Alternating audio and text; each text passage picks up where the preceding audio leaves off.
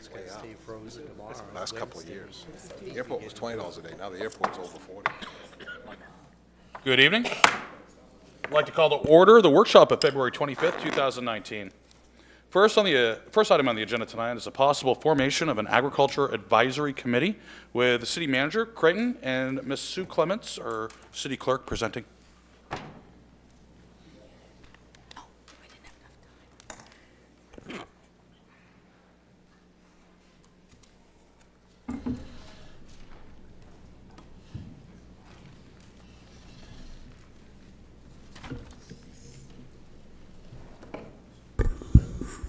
Good evening, Mayor and Councilors.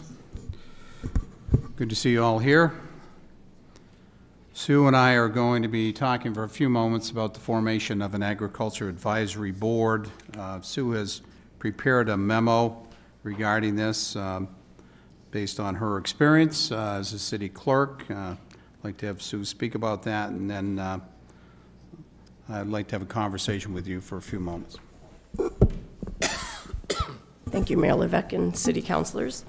The process to move forward with forming an ag advisory board that I would recommend would be first to prepare a resolve and bring it to the city council to vote on the resolve, supporting the formation of an ag advisory board.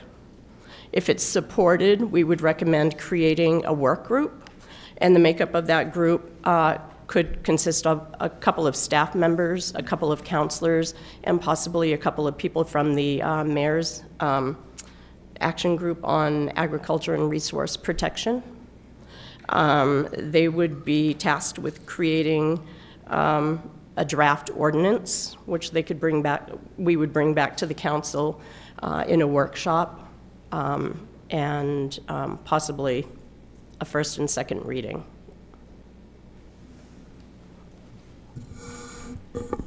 The ordinance would, of course, talk about the purpose of the Ag Advisory Board. I'm just going to go through the next few moments some thoughts on this and like some comments if you'd like to provide them. The purpose of the Ag Advisory Board could be to review, monitor, or document agricultural, conservation, residential activity in the agriculture and resource protection zoning district, to make decisions on special permission as it pertains to converting use to non-farm residential. In terms of the powers and duties could be to keep records of the meetings and activities, make an annual report to the City Council, work with the Conservation Commission and the Planning Board as well as the City Council to protect the natural environment of the area, seek to coordinate the activities of agricultural groups organized for similar purposes, help keep an index of all the properties in compliance with the ordinance, assist the farmers of Auburn insofar as it's practical to secure farm help and to help promote increased production of farm crops. The ag zone is certainly an asset for the city, and we want to try and encourage and promote agriculture. Undertake other agricultural activity referred to by the City Council as another possible duty and responsibility of the Ag Advisory Board that you could think about. Educate the community about the contributions of agriculture to the community, promote potentially farm financing, rural development proposals, conservation efforts. So there are a number of opportunities that this working group that Sue spoke about could look at in terms of this Ag Advisory Board. And obviously can have and should have officers and keep the records of the meetings and have a process in place for appeals from any decision that the board may make. Those are some guidelines for the drafting of the ordinance that this working group could take a look at. Thank you. No, thank you. Councilor Lasagna? We had discussions back and forth about the difference between a committee, which it's called a Ag Advisory Committee in the minutes and a board. Is there a structural difference between the two? You know, I had a feeling that question might come up, so I did a little research, and I'm not certain what the difference is between a committee, a board, commission. I can look into that further. Thank you, and it might just be good to be consistent. So the committee, there would be a working group to form it, and then after that it would be like any other committee where people who live in the community would apply to the committee to have membership? Yes, that's what we're recommending, that it follows the standard policy that we have in place. Okay. And lastly, the city manager mentioned some interesting opportunities for this board, and I really hope that it thinks very creatively about developing and supporting unique agricultural activities, projects, programs, resources in this community, and really think about particularly things that were in the study that was done. There were some great suggestions there. Thank you. Any other questions or comments? I got a couple of questions, Mr. Mayor. Councilor? Thank you. One question was, this committee or commission, however we want to phrase it, this was a recommendation. Was this a recommendation of the first Ag committee that we had? Consultants. And as a result of the consultant study as well, correct? And you mentioned education, and I would hope that we would look at, and I don't know we have, but looked at cooperative extension and soil and conservation that's through the county. A lot of free stuff right there, free information. I'm not sure how helpful that can be, but I would hope that it would be included in this. Okay, that's really all I had for questions. Councilor Gary? Thank you, Mr. Mayor. I'm all for forming this agricultural board. I think the word board means it's got more authority than a committee. And just reading its makeup of your proposed one, it doesn't say anything about regular citizens. It just talks about a few staff members, a few city councilors, and a few members of the MAG-AG group to draft this ordinance. And it doesn't fully go into it. I mean, as in their total marching orders for some of their responsibilities and duties. Is this group, when it's finally formed, going to be on the same level as the planning board and can make decisions about land use and things? Or do they have to refer their issues to the planning board? Because I've seen a lot of emails from some of our planning board members that they kind of don't like the idea of this standalone committee having as much power or more power they thought than them. Thank you, Councilor. I think the key word in the name of the committee is advisory, Agriculture Advisory Board. It will be up to the council to decide how much authority you want to give this board. And that's what the drafting of the ordinance is all about, to come back to you with some recommendations from this working group on what the duties and responsibilities of the board would be, and whether it's advisory or whether it's more like the planning board. I'll leave that to the council to decide, but you know, I think there are people who feel strongly both ways. Because wasn't it part of their first group's recommendations to have a standalone board? I sat in on some of those meetings. I can remember the discussion. There were people who participated in that first committee when we had the consultant who wanted to have this board have same kind of authority as the planning board does, and there were other people that felt that it should be advisory. So you'll have an opportunity to be able to discuss that and review that when you get the draft ordinance back from the working group. Talk about how much authority you'd like to see this board have. Mr. Mayor? Councilor? One other question. When you say this working group, do you mean a new working group different from the mayor's ag group? Yes, the suggestion is, clear. and again, you can approach this however you want to do it, but the suggestion was to, and I support it, was to have a couple of counselors and some members from the Ag Committee, as well as some staff, to assist you in putting together a draft ordinance. But you can choose to do that however you want. Thank you. Any other counselors? Any other questions? None? Okay. Oh, Just Councilor Fournier. I'm one sorry. comment from me in terms of how we set up these, various stages. My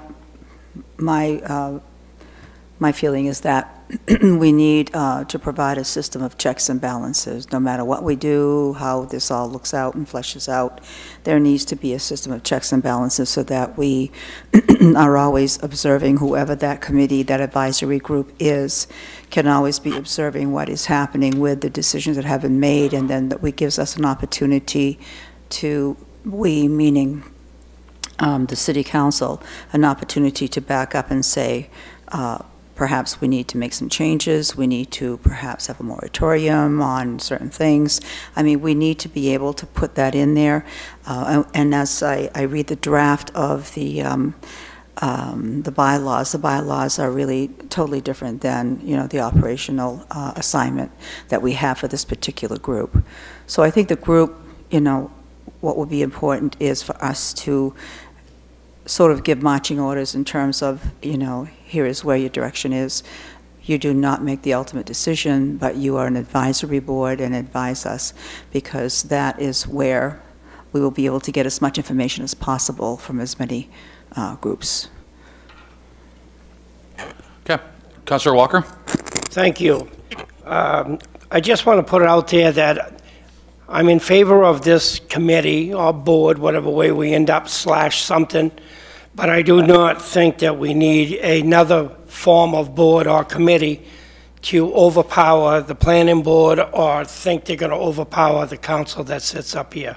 So hopefully it goes that way. We've got these people that think that we need a board for every move we make in this city, and that's where we're headed at this point. We'll have 15 people coming up here wanting another board for another action that they don't agree with us or with whatever group that may make choices or rules. Any other comment from the council? None being, thank you very much, both of you, your time. Well, actually, hold on one second. Before we do that, there's an important thing. I got to get a little bit of consensus here. Does the council want to bring this up in, actually our next meeting is Monday, just the way the calendar works. Do you want to bring this up, probably not next meeting, but the meeting thereafter, the second meeting in March, to form this via resolution, to form a working group to explore this concept? I'm in favor. Yes? In favor? Only if it can be amended to have others besides the board members, people from the public, give them a chance to serve on this committee. On just the committee to form the committee? Yes. Okay. Okay. We sure we don't want a committee to form the committee to form the committee, though? No, I think we've had that could be good. that. So why don't we have another workshop on Monday just with the draft resolution language to form the committee, and then we'll have a formal vote on that on the second meeting in March. Okay, fair enough, folks? We can do that. Just a quick comment on Councilor Gary's concern about citizens. Of course, the people that would come from the Ag Committee are citizens from the community. So there would be citizen representation in addition to staff and the councilors. The staff would be there to assist and help with the process. So if I hear you right, it's not going to be only solely the mayor's working group, that the first group can have members, or even the public that wasn't able but attended the meetings, they can fill out an application to be on this? If I could, I think that we let the city staff draft the first go around on the makeup of this committee, and then we'll workshop it, and we'll see what we want to make for improvements on that. And if we want to include additional people from additional committees or no committees, then we can make that decision on Monday. But at least we'll let them have the first draft of everything so we can work off from then, if that's okay with everybody else. Okay. Okay. Very good. Thank you. Thank you. Next is the Age-Friendly Community Committee, proposed ordinance with the Assistant City Manager, Mr. Kroll, presenting. Thank you, Mayor and Council. In your packets, you had an information sheet that outlined the work that was done by the Age-Friendly group, and the group is now, if those who do not, may not recall, the mayor created an ad hoc group for the Age-Friendly on January 8th, 2018. That group has met, for the most part, twice a month since the formation of the ad hoc group. They worked on numerous things. One of their first accomplishments were to be recognized by AARP to be part of a network of age-friendly communities. So Auburn now has that distinction. They have also worked on numerous other projects, programs, events for our community, for our aging community. The part of their work was to also create bylaws. I attached those to your packet so you would be able to see the bylaws that they created. What we would like to do is bring before you an ordinance which would create an age-friendly community committee. The packet that you have in front of you outlines what the membership of the committee will look like, 13 members. The staff member that would be assigned to this would be the director of our recreation and sports tourism. Him or his designee would be be appointed rather to serve on this committee as a non-voting member. The committee can also create subcommittees as work comes before them and work that's needed. They can work through subcommittees, and they will also appoint their own chair, vice chair, secretary, and any other officers that may require. Within the ordinance, it talks about providing bylaws or governing rules, and that's the bylaws that you have in your packets as well. So you'll see how they've outlined the work that they will do and what will govern that. Their duties will be to facilitate communication between leaders, consumers, and providers that identify key issues for healthy aging communities. They'll conduct impact evaluations, analyze the effectiveness of age-friendly programs, and make policy recommendations back to you in advance of initiatives that promote health and social well-being for older adults. That is the ordinance. It comes in line with the process that Sue just outlined for you on how to create a committee. This was what was followed through the working group that was established by the mayor, and they've presented their recommendations to you. Any questions? First of all, thank you very much, and I'd like to just, so it's been about 13 months, Councilor Gary and Councilor Walker, thank you very much for pushing this forward. This looks concise for my part. It meets the spirit of what I think our initial goal was in forming the Mayor's Ad Hoc Commission back in January. I do hope that once this committee is formed, if the council agrees, its first course of action will be to take a vote to request that I dissolve the Ad Hoc Committee because there'll be a permanent committee in this place. So with that, I'll open up to councilors for any questions. A couple, Mr. Mayor. Councilor Titus. Thank you. I just had a couple of questions. I was looking at specific duties. And like item B says, provide knowledge and expertise to policymakers and community-based programs that serve older adults, to enact policies and practices that impact aging communities. That's just one of the examples that I was wondering. They said once a year you'd report to council. This committee would. And in the past, we've had a real issue, I think, with some committees not communicating with council enough. And so my concern was when I saw especially the example of a survey that was going to go out, that we're really getting into social aspects of people's lives, and then we're going to react to that feedback. We should have more reporting to council than just once a year, and then see what's going on. And I'm a little bit nervous about that. I mean, I like the idea of doing this, but if it's going to be getting this technical into what's going on in people's lives, I think the council needs to know more often than once a year, and maybe once a month or once every quarter at least, feedback on what the committee's been doing and what the results are. Sure. That's one thing that's very important to me. So as a council, you have about 33 committees. I know. The question is, how often do you want to receive that information, and then how will you process all that information? So I agree, keeping items of interest before the council, I think, is vital, keeping you informed. We also didn't want to put language that was so restrictive that they weren't following it. I think that's one thing that happens with committees sometimes. There's language that's in there and it's not being followed. But I think that one thing that the city manager implemented within the past year is having the committees come before you during communications, which I think is, they've really appreciated that, the committees, to be able to provide you with updates. Well, we can certainly change that to a quarterly report, however the council would. Well, this Division 7, that's the state portion of it, right? I'm sorry? The Division 7 portion of this that you were talking about, is that the state portion of the bylaws? No, Division 7 is within our ordinance. Okay. So our city ordinance outlines all of the various committees and boards.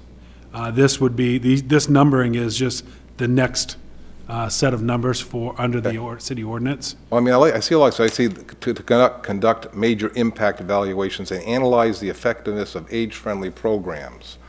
That's something that I'd like to see happen, but I would not want to see it happen in a vacuum. Sure.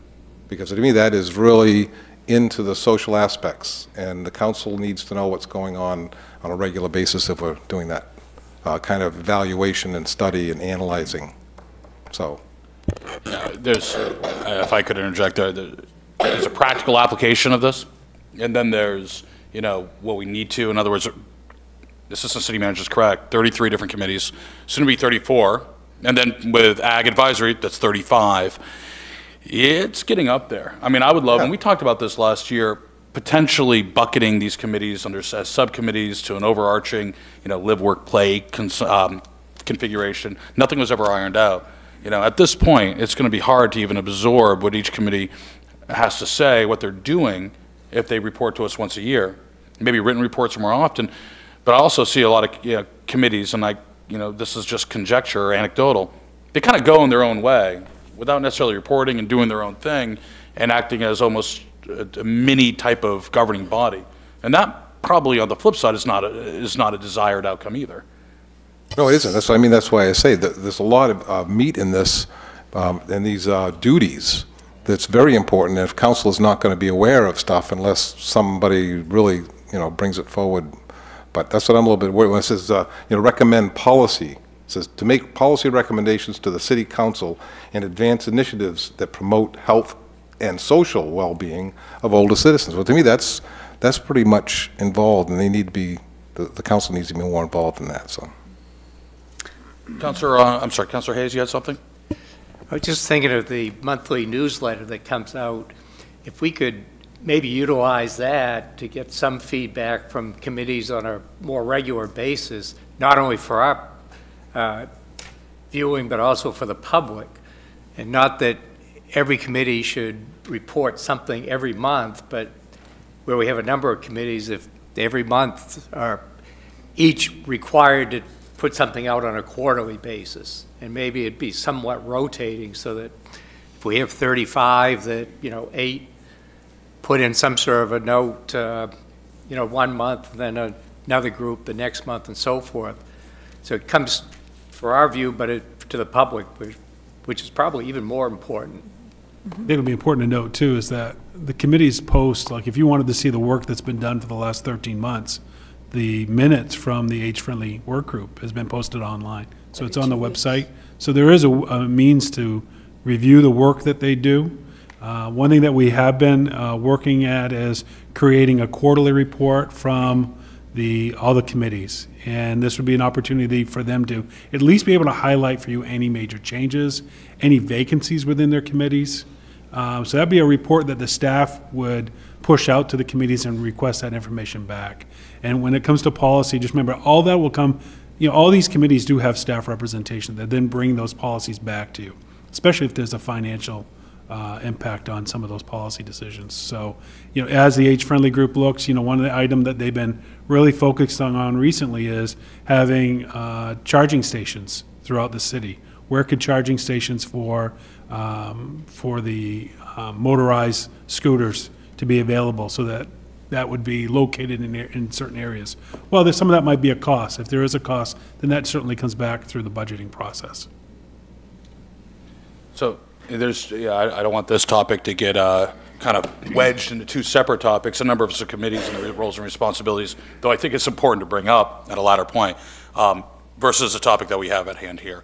So is there any more questions or comments before we get a follow-up on process? Councilor Fournier? Just real quickly, I've been attending the meetings, been at all of them because I have conflicting meetings. But this is a work in progress. Will be ever evolving because we're just beginning this. It has been in the process of beginning for the last couple of few years. So what we're looking at is, when we mentioned something that I wanted to clarify is evaluating and analyzing the effectiveness of the program. That stems from, the AARP influence, and we have all of the support from them that we want. And the survey was enormous to begin with, but we have talked about fleshing that out a little bit and making it a the survey is important for AARP. They need to know, do you need some help? They need their statistics as well. But at any point in time, if anybody does not want to respond to a question on the survey, it needs to be up to them whether or not they want to respond to that. Councilor Lasagna? You've done a lot of good work on this, and there are a lot of interesting things going on, in particular this strategic planning process. And I hope, because it's so important, we have an aging population, there's a lot of work happening, that we make sure that that's woven into what is happening with this group, and they also understand what's happening with other groups, and this consideration for how do we best serve elders in this community is in the foreground. And this is a place that could happen. I'm going to go back to Councilor Fournier. I'm sorry, she had follow-up? And I wasn't quite finished. Thank you.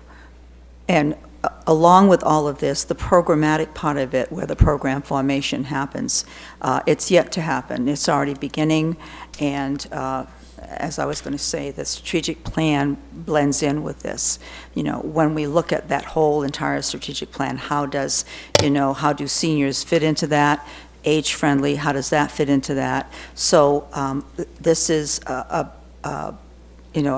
off on one spoke of the wheel, so to speak. So I just wanted to make sure that people understood that this is not just beginning. This has been going on for a long time, and we have a lot of support, and Assistant Manager Carl has been right there with us, along with us. So this is not only for, it is basically for people 50 and over, but it's also for other individuals, who are under that age as well. So what we're looking at is a community location, something in the community where people can come to for socialization, as well as programs, as well as training, and there's a lot of discussion to take place. So this is going to take a while. We're not going to have it overnight. We know that there is a lot to develop, and this will happen. So we just need people to be patient, in terms of knowing that the structure itself needs to come first. And then while we're doing that, then the program will be forming, as well as activities. And I think that the location is a great location in that, this will provide a place for people to gather, who perhaps want a wedding shower, a baby shower, who want to have a dance, or it's a place that's going to be active. Somebody comes to Auburn, the first thing they should be able to do is to say, okay, where is the senior center? Where can I go for the community center? A lot of communities have a center where they can go and get their information that they need, get the support that they need. This is part of the plan. So it's not necessarily written down, but this is the direction we're going. Is there any recommendations for changes or reworks of the ordinance governing this committee as is? The purpose of this, is there any additions or recommendations that the council wants to make? This will come to a vote on March 4th, next Monday. Is there anything that we want to see in here right now that? No, the only thing, like I said, Mr. Mayor, was that it said there once a year it would report to council, and I just would have liked to seen, considering what they're doing, and if the AARP is directing you as to what to do, I think we need to know what the AARP is asking you to do. Well, there are guidance, because they have the supports, they have the free information, the free trainings. I mean, we're working with them. Councilor Gary. Thank you, Mr. Mayor. our age-friendly standing committee,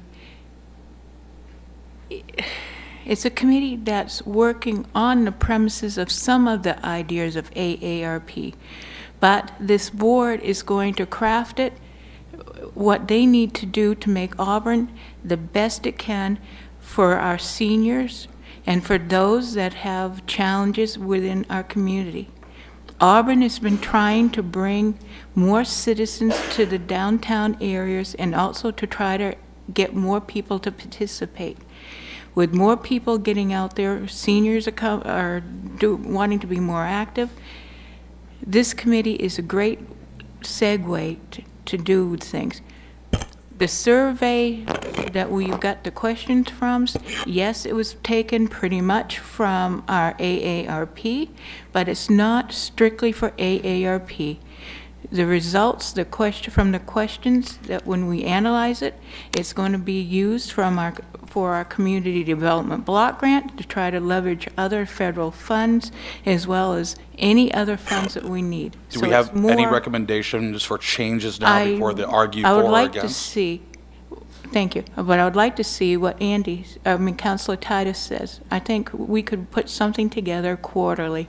This committee could, even if it's just a couple paragraphs, to keep the community as well as the council abreast of what we're going to do and what's going to happen. You want to know what type of activities we have. And just to remind everyone, on the majority of our committees in the city, the mayor, and during his initial, actually at the beginning of his term, appoints councilors to be representatives on those committees. And hopefully this committee, like all of our other major committees, have that representation. Inside the normal schedule of our city council meetings are councilors' notes. And that's the time that is needed for councilors to give feedback. And a lot of us here do give that feedback on those individual meetings and what's coming down the line, as well as formal, not necessarily, but it's there already budgeted. So hopefully that kind of addresses some of your concern, Councilor Titus, because it is important. And you do a very good job updating everybody on the minutes of your committees that you're assigned to and their actions. Is there anything that we want to write in here to change that or to deviate from that typical protocol with regards to this committee? If not, then we'll bring this to a vote on March 4th and further debate if needed. None being? Okay. Mayor, I just want to note that there are several of your work group members that are here that worked hard on this process and throughout the 13 months, as well as our two co-chairs. So I want to thank them for their work. I want to thank them as well. Thank you very much. And thank you very much for being here. Okay, this will be on the agenda on March 4th. Okay, moving along. Next, we have the Mill and Main Street intersection design with Jeremiah Bartlett and Craig Saddlemeyer. Also, Tony Boyer and Don Ettinger will be presenting. Oh. It's definitely plaid night tonight. I didn't get the memo. Bob got the memo. It's plaid night. I covered it up, though. It's been in Maine. Good evening, Mayor and Council. I'm Tony Boyer, City Engineer. This is Don Ettinger, the city's design consultant. Also is Craig Saddlemeyer and Jeremiah Bartlett from the Complete Streets Committee. We are looking for council direction on the new Auburn intersection improvement project, specifically at the intersection of Mill and Main Street, which includes Rowley's Diner exit. This is a locally administered project in cooperation with ATRC and the Maine Department of Transportation. The project includes intersection upgrades, new pavement, lighting, and landscaping. A preliminary design was presented at an October public meeting. Feedback from that meeting was incorporated in the design that is shown. This design allows for 2 drive accesses on 2nd Street, and it also eliminates the existing exit onto Mill Street from Rowley's parking. This design is preferred by city staff, the city's consultant, MDOT, and the Complete Streets Committee. The design was presented at a December meeting with Ken Blaze, the owner of Rowley's Diner. Mr. Blaze does not want to lose the access onto Mill Street. From that meeting, an alternate design was also looked at, and that included signalizing the intersection of 2nd and Mill Street, which, if you look at my cursor, would be adding a signal at this location. After analyzing this design, it fails from a level of service perspective, and MDOT would not endorse it.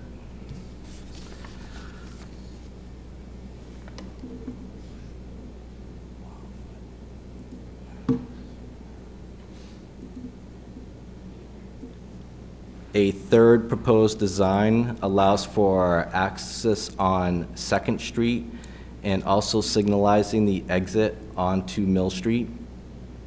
This design lowers the intersection level of service from a C to a D.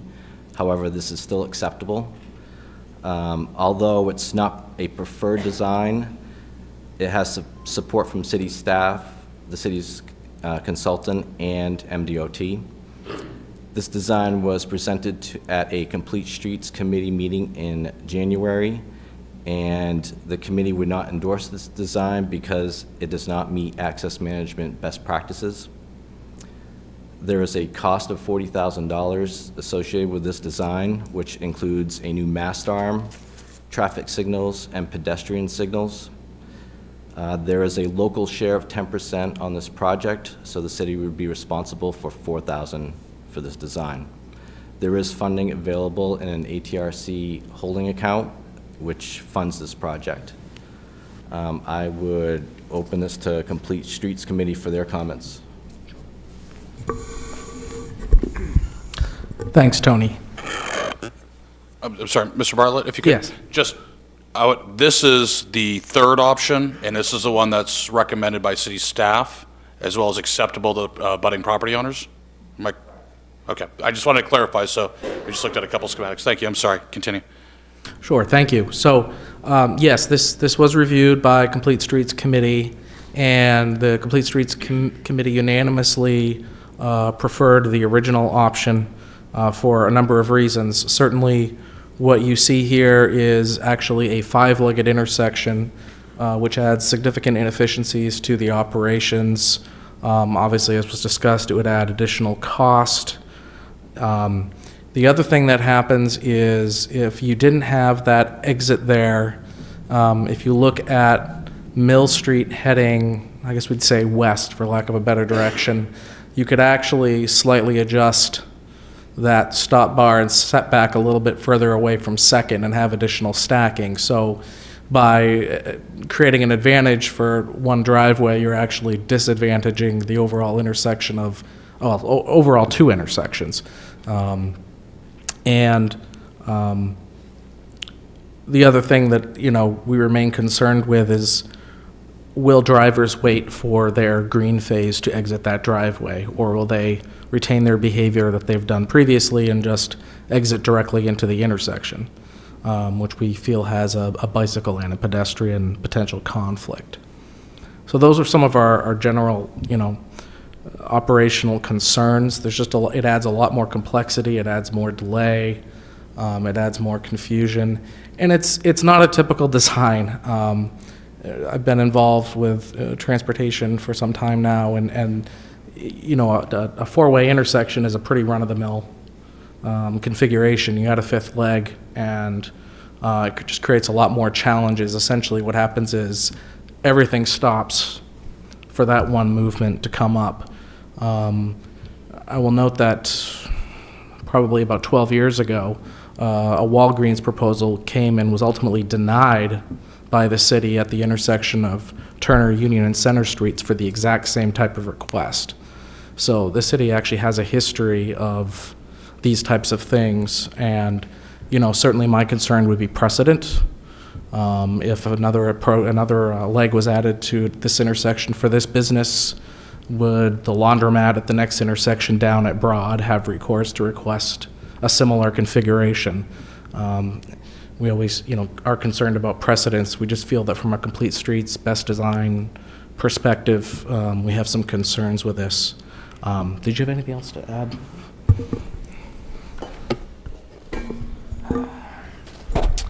Hi, everyone. Again, my name is Craig Saddlemeyer. I'm the chair of the committee. And the only thing I would add is, because this is kind of the first time procedurally this has happened, I want to explain why, we're discussing this at a council workshop and how our committee operates.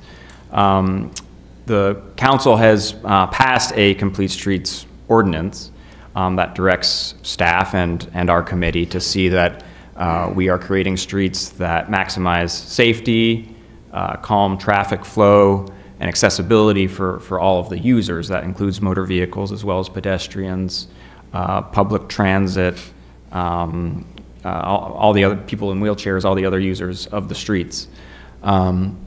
Staff is, designing many maintenance projects, many reconstruction projects, and they're typically bringing to our committee the ones that they think are the most challenging, the ones that will have the most public interest, or the ones where they think they may need, may be seeking an exemption from the ordinance because there's certain constraints on the project, maybe in terms of budget, the amount of right-of-way that they actually have to work with.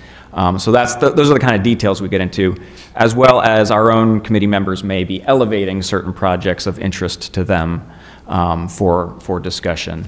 And typically, staff and the committee agree on what the best path is, and staff moves forward with implementing that. And what we send to council are items that we think again, have a high degree of public interest, and or if staff and the committee members disagree.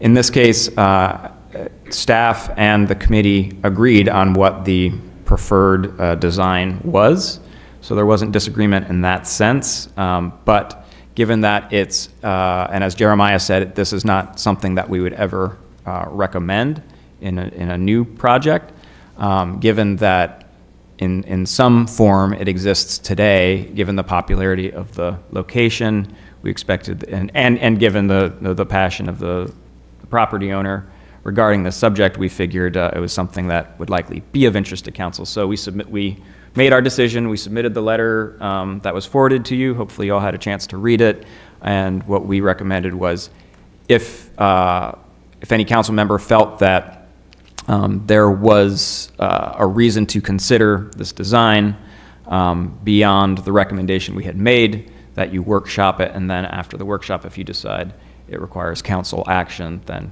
put it on the agenda for that. So I think that summarizes where we are now. Oh, hold on. There's an existing cut right there today. So that wasn't the mayor's parking spot all this time I kept parking there, Ken? I don't know if I should feel insulted or you should have yelled at me more. Councilor Young. Is this the way it looks right now? Or do you have a slide the way it looks? The way it looks now. How it looks now? You mean The intersection itself. It kind of looks like that now. It's similar. I would say the current condition is not signal controlled. So even though it's in the middle of the signal, there are no signal heads that tell the users of that exit when to go, in what direction to go in. The only signal is a right turn as you keep going on Main Street. It's a right turn signal. That's the only difference. One of the things you mentioned is, traffic. Believe you addressed traffic flow. For me, when I'm looking at this, and I'm looking at, we have people everywhere, and we'll have more people everywhere. And during the time that we had urban renewal, we just bypassed everything, and we speeded up the traffic. And Union Street bypass is a perfect example of that. And I remember when that happened, and I didn't like it because I knew that a lot of the stores would not have business, and they don't, so they've discontinued over the years. But to me, I look at this as a way for us to conscientiously start thinking about slowing the traffic down a little bit. I know we have a lot of traffic, but at some point, we have to do something to just temper that a little bit. And personally, I think that that's a good option in terms of a signaling device, and I think people can work with that. I appreciate your getting together with Ken and having discussions about that. They've been there 25 years plus, and I really respect the fact that you've taken the time to talk with him about that. I'd just like to clarify, staff has been doing most of the, all of the communication with the business owner. Right, Yeah. okay. Is there any other comments specifically about this design or questions that we can have the gentleman answer? Councilor Zania? I have to say a couple of things. One, I think that one of the things that keeps surfacing over and over again in the strategic planning is a walkable city. And to have a walkable city, you need to have continuous sidewalks that people feel safe on. I feel that this goes against the idea of a walkable city. I appreciate that this has been here for a long time, but it has created a problem on that corner. I also know that when Councilor Fournier talks about more and more people, hopefully there will be more and more people who come to New Auburn because of everything that's going on there. And you want to be able to walk around that community. And with this kind of signal, I think that prevents that. I think that the new plan is what I'm in favor of. Is there any other comments or questions? Councilor Walker? Yeah, I'd like to disagree with Mrs. Lasagna. This area here has been here for as many years as most people have been born in New Auburn area. We know how many people walk down there. We know how many cars go in and out of that area. We know pretty much everything that goes on down there. When there's races, for instance, from the New Auburn area that go down through there, we block off all these intersections so we don't have to worry about anybody. And that affects Kenny's business greatly when we do that, and that Roley's business, if that's what you know it as. But we've done thousands of things over the years to help the people that live in that area, run in that area, walk in that area. Roley's has done more for the people down there, for the community, than the city of Auburn has done. We know that we got people that come from Baccarams every day of the week on these motorized wheelchairs that nobody really cares about until somebody either brings it to someone's attention or gets hurt doing it. Nobody has come close to getting hurt in front of Roley's, because if the city doesn't clean it, Kenny cleans it, or he hires someone to clean it. Still, the wheelchairs will roll right across Mill Street, through New Auburn, right across South Maine, right across Maine, and they go down Sharpen, and they have to roll all the way in the road. You know why? Because the city does not maintain the sidewalks so they're passable. Who's responsible for that? We are, because it doesn't get done.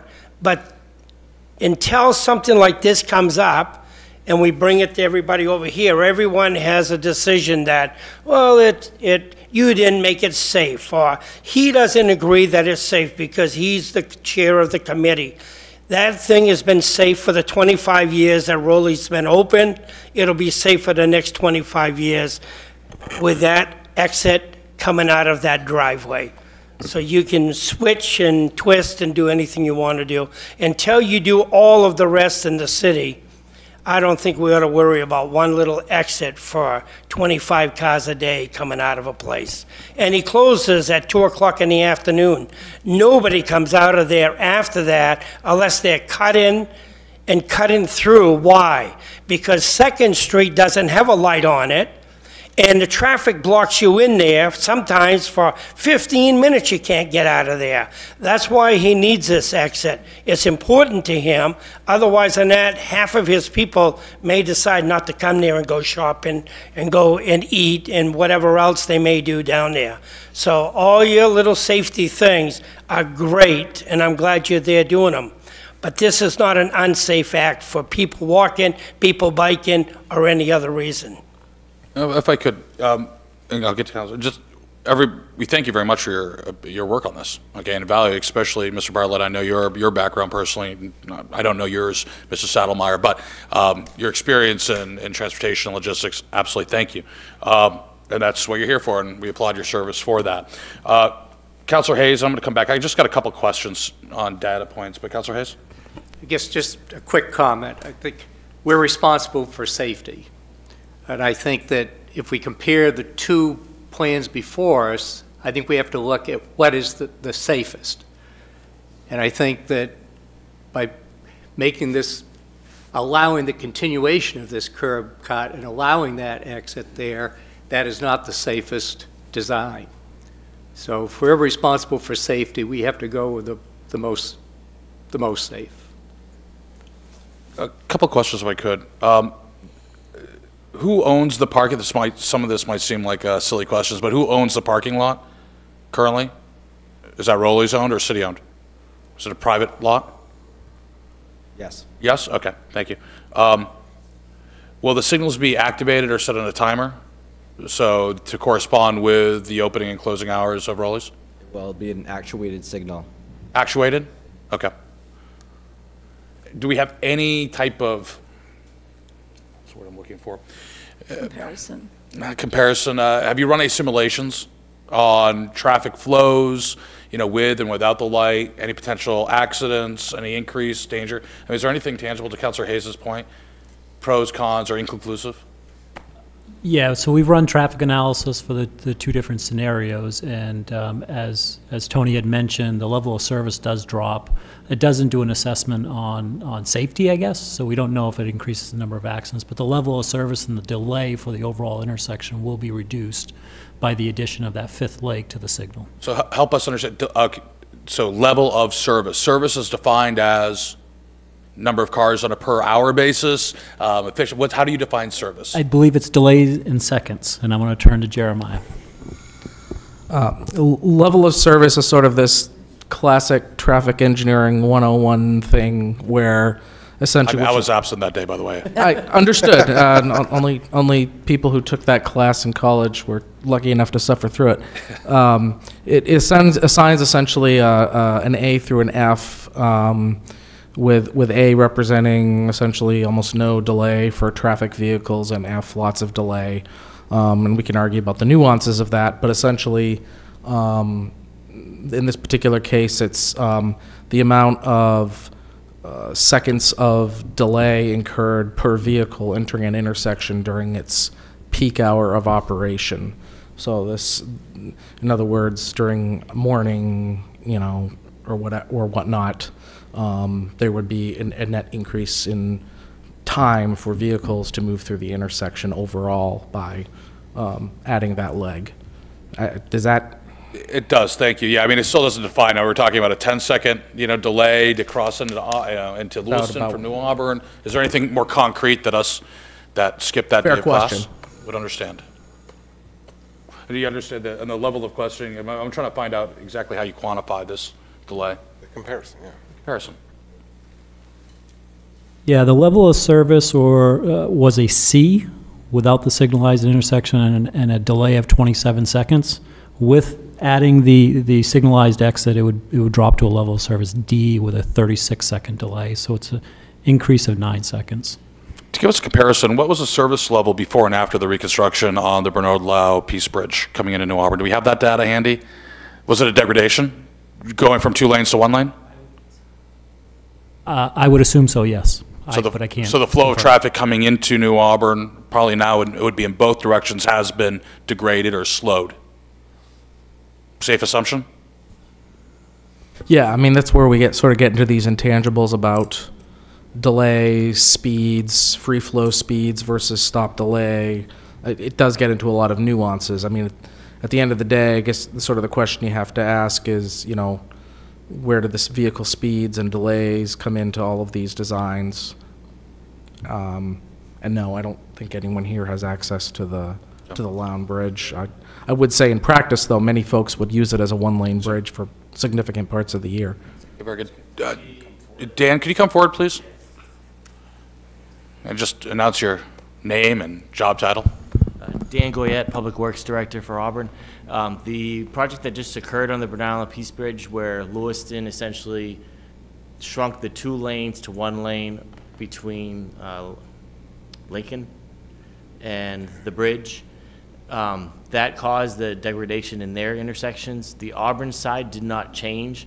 The bridge is now from a 2-lane to a 1-lane heading into Auburn, but the intersection in Auburn, it still has the 2 lanes, the 1 left turn lane onto Riverside and straight through, and then the right-hand turn onto is that Mill? Yes. And the straight up Broad. So in the Auburn side, the delays, there's no increased delay on the Auburn side as a result of that project. There's an increased delay coming from Lewiston. You can see traffic, if you go there at 4:30, is backed up into Lewiston, and in the morning, it's backed up the other way when the car goes to turn onto, what is that, Cedar? Everyone cuts through to the bank to get to Cedar. Oxford. Oxford, yeah. Oxford Street, yeah. When cars stop to take a left there, backs up onto the bridge towards Auburn. Thank you, Dan. I appreciate that. Is there any other questions or clarification? Councilor Gary? Thank you, Mr. Mayor. When you talk about how the light is activated, is it just going to normally cue as the lights go all directions?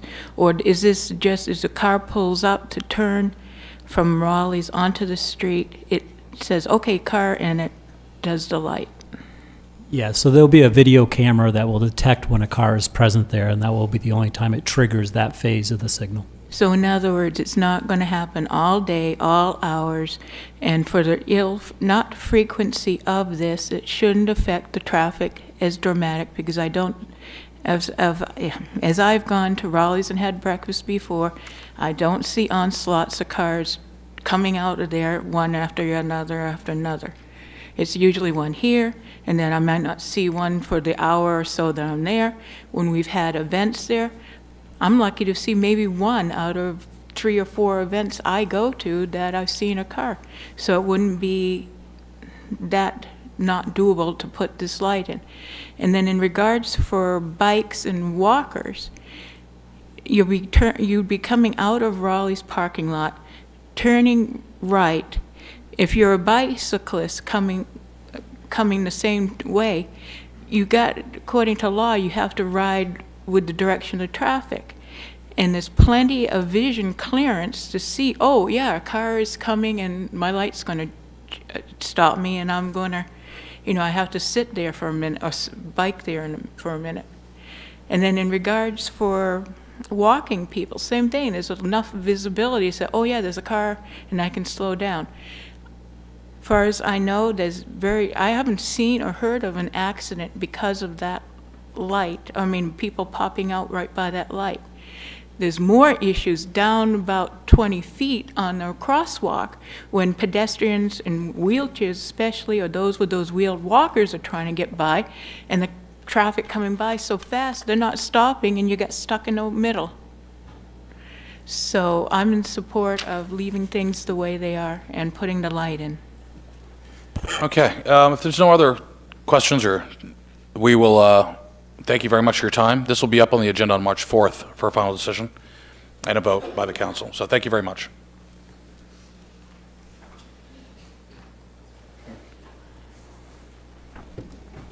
Last on tonight's agenda, we have the issue of tax acquired properties with Mrs. Jody DeRisco presenting. She'll be joined by, I believe, Yari Cousins as well, from Planning and Economic Development. Good evening. We were here at the last workshop with this property, requesting that it be disposed of by sealed bid. There were a couple of options that we were seeking council guidance on. Part of what the staff recommended was to take a small piece and convey it to an abutter to fix a right-of-way issue and some non-conformance, or make the property at 9 Kimball more conforming.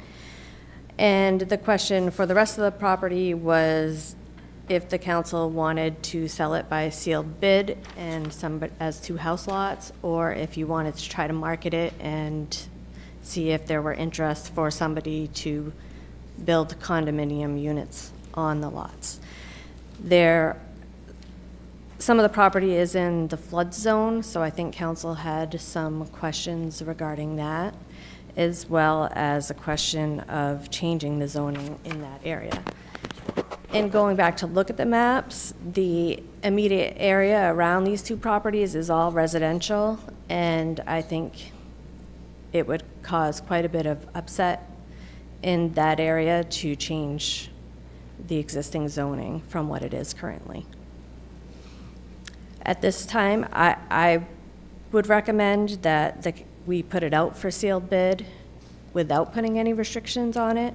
We can outline some of the options when we put out that notice. So we're bringing, options to their attention as we do that process and see what kind of interest we get rather than hold it up for 6 months to try to get a specific type of development. Mr. Cousins, do you have anything to add to that, or? I would just say that we did talk about whether or not there was value in the city keeping some of the land because of the water frontage on Taylor Brook. We really don't have any policy documents in place that would support the city holding onto frontage in that area for a park or otherwise. With or without transferring some land to the abutting property owner to help fix the driveway situation, there's still only enough street frontage for 2 parcels, whether you did that or not. So we didn't think that that would change the resale value all that much. You'd still have 2 potential house lots, or if the right person was interested, they could potentially do 6 to 10 condo units on the combined acreage. Okay, thank you very much. Council, do you have any questions on this? If not, or in post questions, I'm going to ask for a little bit of direction to be given to Mrs. Jurisco on moving this forward as is with some descriptive language or not. Questions? No? Nope. Councilor It would be Fournier? great if she could keep it moving so that we don't keep delaying it. And she made some good ideas about, giving them the options of what we're looking at. And I think the idea of condos on there sounds very good tax-wise. Okay, do I have anybody objecting to having Mrs. Jurisco put this out on market as is, where is? No. None? Okay, very good. Thank you very much for your time. And directions clear? Good? Okay, great. Thank you.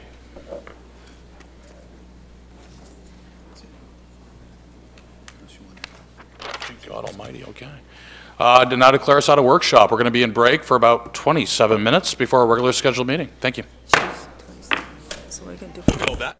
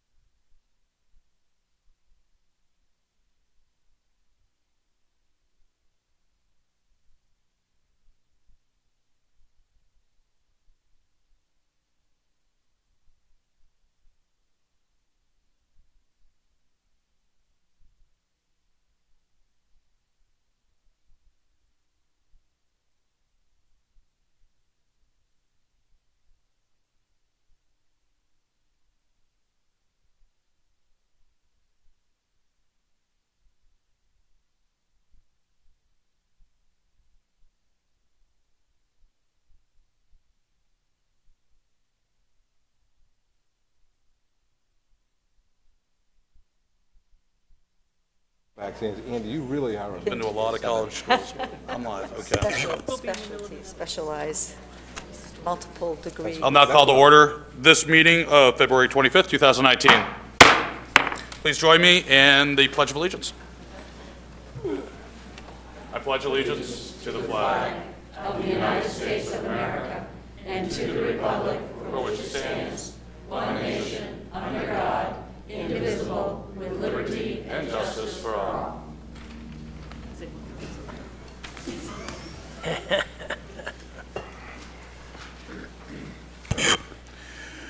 There are no consent items on the agenda tonight, so we're going to move on to minutes. We have the minutes of the February 4th, 2019 regular council meeting. Are there any corrections?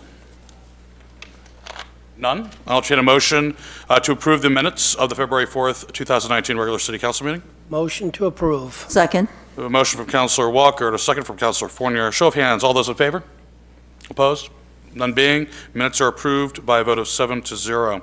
Next, we're going to move on to communications, presentations, and recognition. First one, I've got, it's my actually honor to read a proclamation proclaiming March 9th as Mary's Race Day for Mary's Firemen Race for a Cure.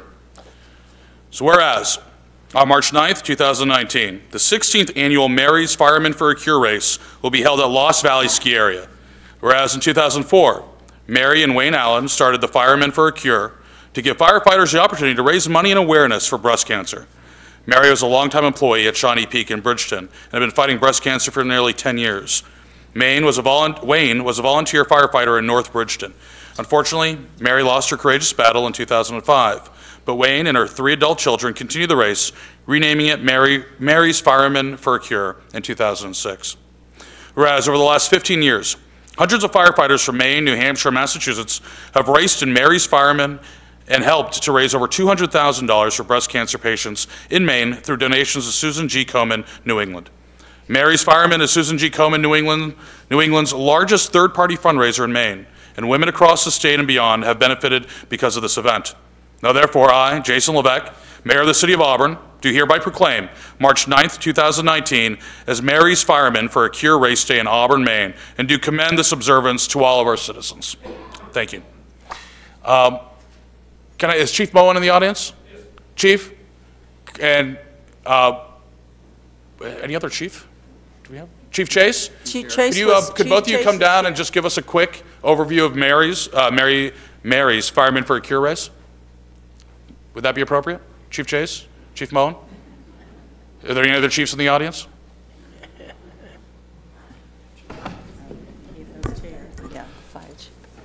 Thank you, Mr. Mayor. I've been involved in Mary's Race for about 10 years, first as a racer and then as with the family helping coordinate the race over the last 3 years. This year, the race is being held at Lost Valley. After some unforeseen circumstances with Shawnee Peak backing out, Lost Valley stepped in and graciously offered to host the race, and they've been nothing short of wonderful to help us raise money for Susan B. Komen breast cancer awareness. Now, this is when the firemen are skiing down the mountain, carrying fire hose, apparatus, everything, correct? Firefighters are in full gear, carrying a 50-foot length of fire hose through a set of gates, race gates, for the best time. And for every $1,000 they raise, they get seconds taken off their overall time. So it's a combination of good skiing and good fundraising. That sounds great. Sounds like a good participant of sport, too, to watch. So thank you very much. Let us know if we can do anything to help. Obviously, being there, I'll be there. Great, thank If there's anything else we can do to help promote this event and encourage people from Auburn and the region to be there, that's great. Thank you. Great. Thank you very much.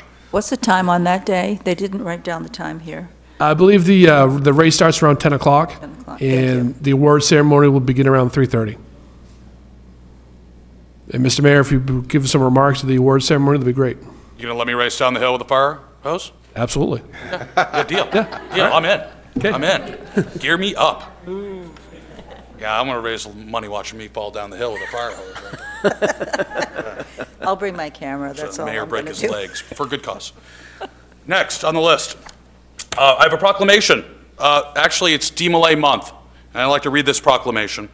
Whereas DMLA is a character-building organization of young leaders from 12 to 21, and whereas these young leaders are seeking to prepare themselves to become better citizens and leaders for tomorrow, and whereas DMLA helps develop traits of character which have strengthened members of all ages, And whereas the organization has carried out their mission for over 100 years through programs and charitable projects. And whereas the members of Knights of the Sun Chapter, Auburn, Maine, will observe 2019 is DMLA International's centennial year to exemplify to all citizens here and everywhere their many activities and to tender recognition to the millions of senior DMLAs. Now therefore, I, Jason Levesque, Mayor of the City of Auburn, do hereby proclaim the month of March 2019 as DMLA Month. I call upon our citizens to join in saluting the members of DMLA and expressing our grateful appreciation for the fine example set by them in contributing to the welfare of our community. So thank you very much, DMLA, and congratulations on their 100th birthday. Before I'd like to have the members come up to the front, I will say a little side note. I was a DMLA. It's a group, Masonic group for youth, boys, between the ages of 12 and 21. It was an opportunity to go around the country, and in my case, and a lot of members from Auburn around the world, representing Auburn and Maine and DMLA, and really the best of the best. And I want to thank the chapter, and it's over 50 years, I believe, just local history here, the oldest continuously run and operated DMLA chapter in Maine. I was master counselor back in the day. I don't remember the jewels, though. That must be a new addition in the last 25 years. It's awesome. But it is a great organization. If you get a chance, please get involved. If you have a youth boy that's between the ages of 12 and 21, ask. If you know a Mason, ask. It's good, and it helps prepare our future. Just so you know, let's see. Former senior DMLAs were Walt Disney, the Duke, President Clinton, and about a dozen other presidents. So it's quite the honored and esteemed collection of alumnus. So let's get a picture if we could.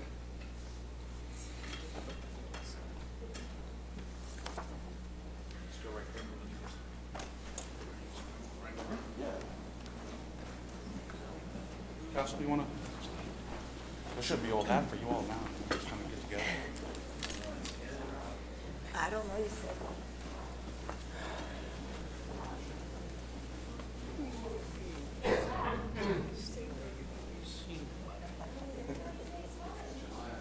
Say DMLA.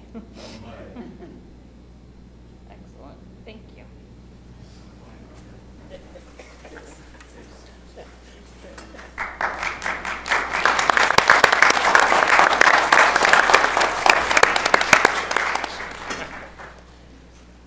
they've been busy this week. They were here for the cake day. Cutting the cake. Yep.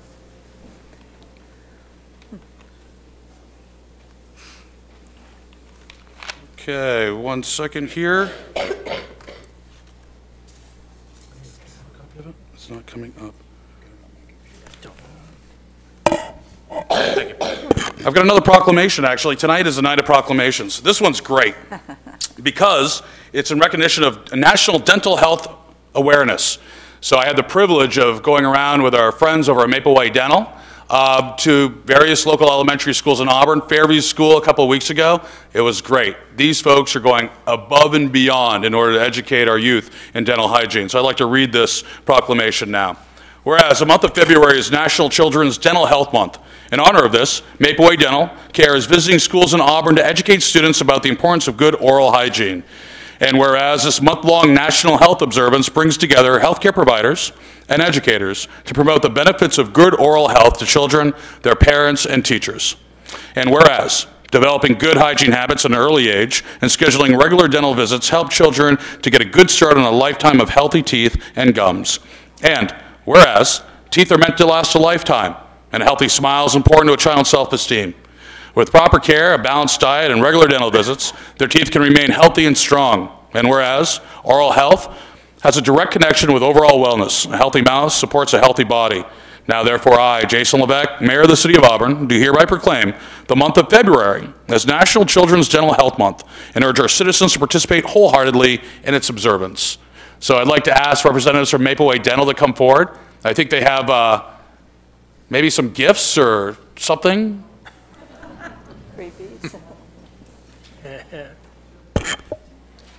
And doctors, please correct me if I'm wrong, but I believe you're giving out over, was it 3,500 dental kits, toothbrushes and so forth? How many? K through 6. So 2,600 complete kits to 2,600 Auburn elementary kids. That's wonderful. So please, let's join me in support. Thank you, guys.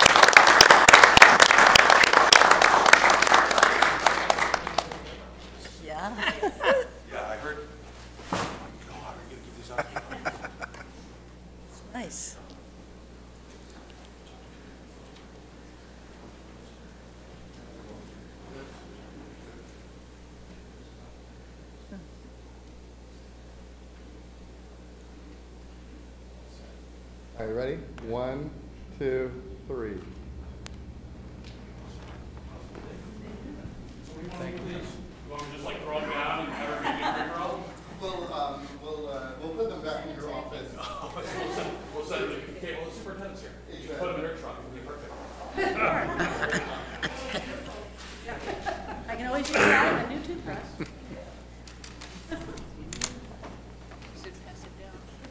Check it out. A lot of effort. A lot of effort. Okay, we're going to move on to the agenda now. We have communications. We have Betsy Enright here to provide us with information on the, yep, it's that time, 2020 census. It's time to stand up and be counted.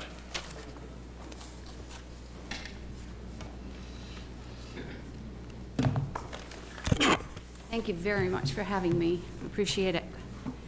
We have, I'm a partnership specialist here in Maine for the 2020 census. Betsy, could you put the mic closer to you? Okay. Green light's on. Is it on? Can you hear me? Yep. Okay. I'm a partnership specialist here in Maine for the 2020 census, and if you participated in the 2010 census, Boston was the regional office at that time. This time around in 2012, they consolidated to 6 offices. So we are now with New York, all of New England, New Jersey, Connecticut, and Rhode Island, and Puerto Rico. So it's a little bit different this time around. I live in Naples and work from home. We've hired another partnership specialist too, as well. So what I would like to do today, and I don't know how much time you planned for this, so give me some idea of how long you want me to. I have a lot to say. 10 minutes. 10 minutes. Maybe 12. 13, if you push Okay. it. Councilor Titus has just retired Okay. recently. He's going to Jamaica tomorrow morning at 1:30. So I got all kinds of time. I'm honored that you're here. That's what you told me earlier. Okay. Let's go fast then. Can I just go with this down? No? That way. So the Census Bureau, there's 2 sides to the Census Bureau. There's a regular Census Bureau that does 130 surveys all year round, and some of them may have knocked on your door. The decennial census happens every 10 years, and it is mandated by the Constitution. What am I going this way? We are going to be counting 330 million people in 140 million housing units. And responses are confidential. Participation is required by law because it is in the Constitution. And what we want to do, and what we are bound to do, is count every person living in the United States. That is the mandate, any person. And April 1st, 2020, is that census day. So where you live and sleep most of the time is where you were counted.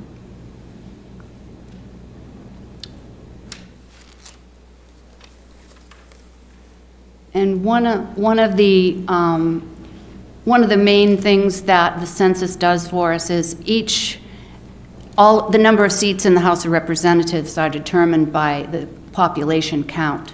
Every state gets 2 senators, but the number of House seats that you have is determined by the population.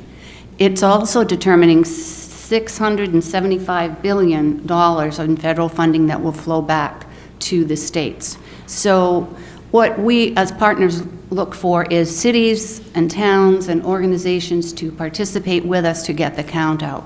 We have a lot of populations within our communities that are considered to be harder to count and may not respond without some outreach, some education and motivation.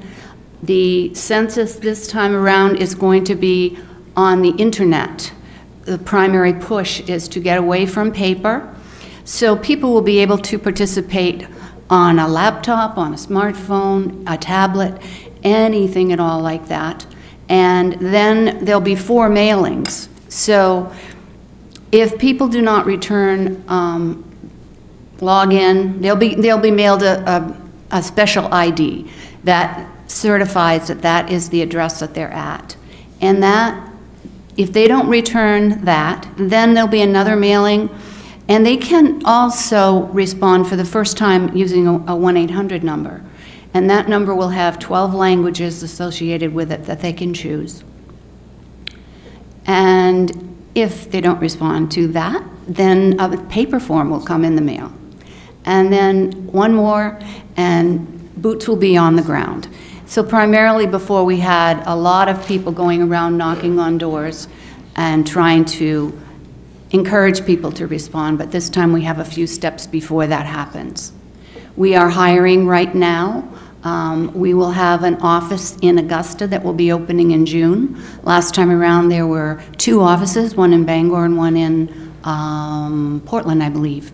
So Augusta will have about 66 people, and every county will have staff that are currently, we're accepting applications, and those will be processed and hopefully bringing people on by June. People have to be 18 years old, have transportation, let's see, they have to pass a background check, do an application, and do a little bit of a test online. And that application process is all done online as well.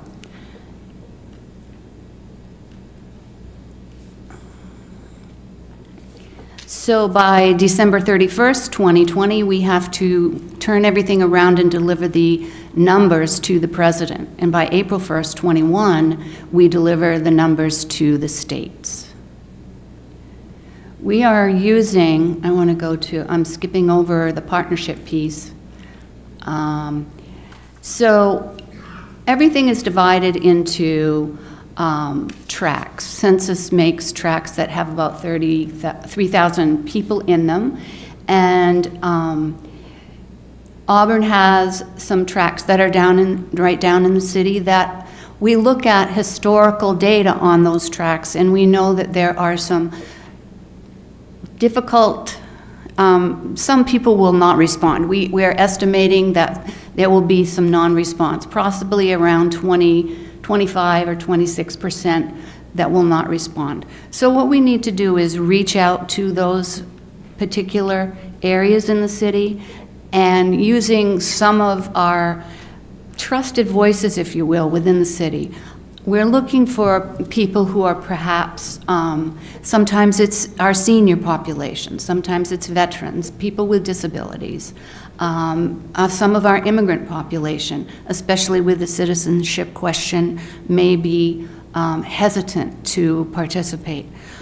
People are, at this point, somewhat distrustful of giving their information out. They're afraid that it won't be secure, things like that. So we are going to have some challenges to get through. And that's why we're looking to partners, and Auburn is a good place to start. We have met with Lewiston as well, and we are hoping to go further with Auburn and have some organization to your work in helping us get the word out.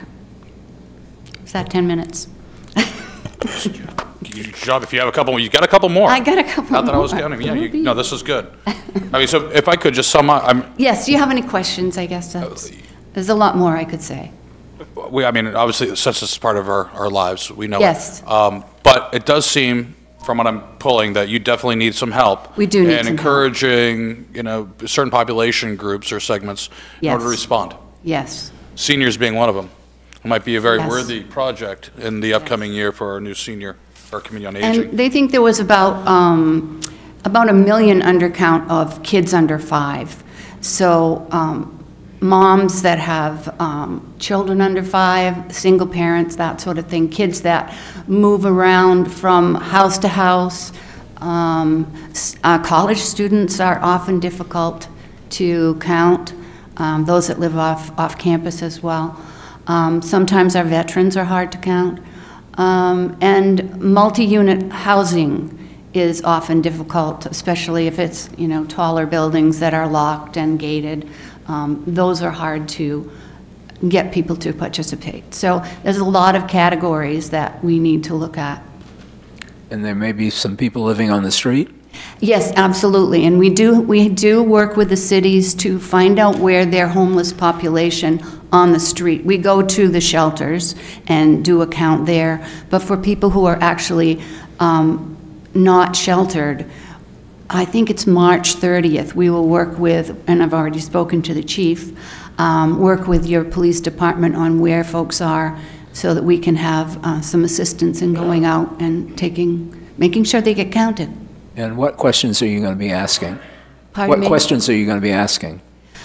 There are 10 questions. I can't even tell you it's your name, your address, ages of people in your home, that sort of thing. And the citizenship question is actually number 11. That is still on there at this point. Is there any other questions from the council? Any other questions? Nope. I will, if you could please, Mrs. Enright, I'm assuming with the U.S. Census Bureau that you have a touch point schedule, what messaging needs to go out when, by which medium, and then some packet of information or schedule that you can push on to the municipalities, i.e. Auburn in this case, so that we can help facilitate that? Yes, yes, absolutely. And I have been in touch with folks and sending them, I've been in touch with Phil, sending digital information, and all of the things in your packet he has digitally already, and I'm sending things as they come out. I think we can speak for the city, Mr. Manager, that will help and assist in any way possible. Okay, and thank you so much. Absolutely advocate for this. It's important. Thank you very much for your work on this. And thank you. Yeah, talk about part-time job just once every 10 years. Sounds pretty good. It's rough. Yeah. Thanks. Used to take 10 years to count everybody. Okay, thank you very much. Next, next we have Mr. Paul Frazier, Director of the Department of IT, Information Technology. Yes, please, thank you. Of Information Technology. He's going to give us an update on his department. Good evening, Mr. Frazier. Thank you. Good evening, Mr. Mayor. I'm very impressed by how many people turned out for an IT update. We're still wondering how to turn It's usually an empty on. room, and tonight I have an audience. Thank you very much. The manager asked me to give you guys an update on what we've been doing in IT, and thanks to your contributions, we've been doing quite a lot. 3 years ago or so, we started looking at cloud services. Instead of hosting everything here in the building, we started farming some of that to the outside. We started with the access controls, the doors and schedules for rooms and things like that. We started the first tentative steps into the GIS online.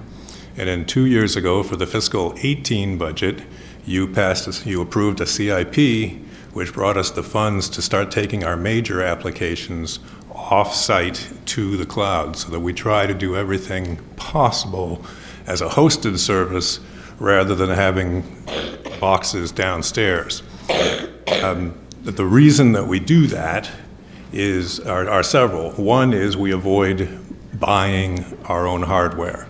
If we can push that burden to somebody else, it benefits us. Our equipment, it's no longer our equipment, it's just off in a cloud someplace, either Microsoft or Tyler Technologies in Texas, or Lucity, which is in someplace I think in New England, but I couldn't swear to that even.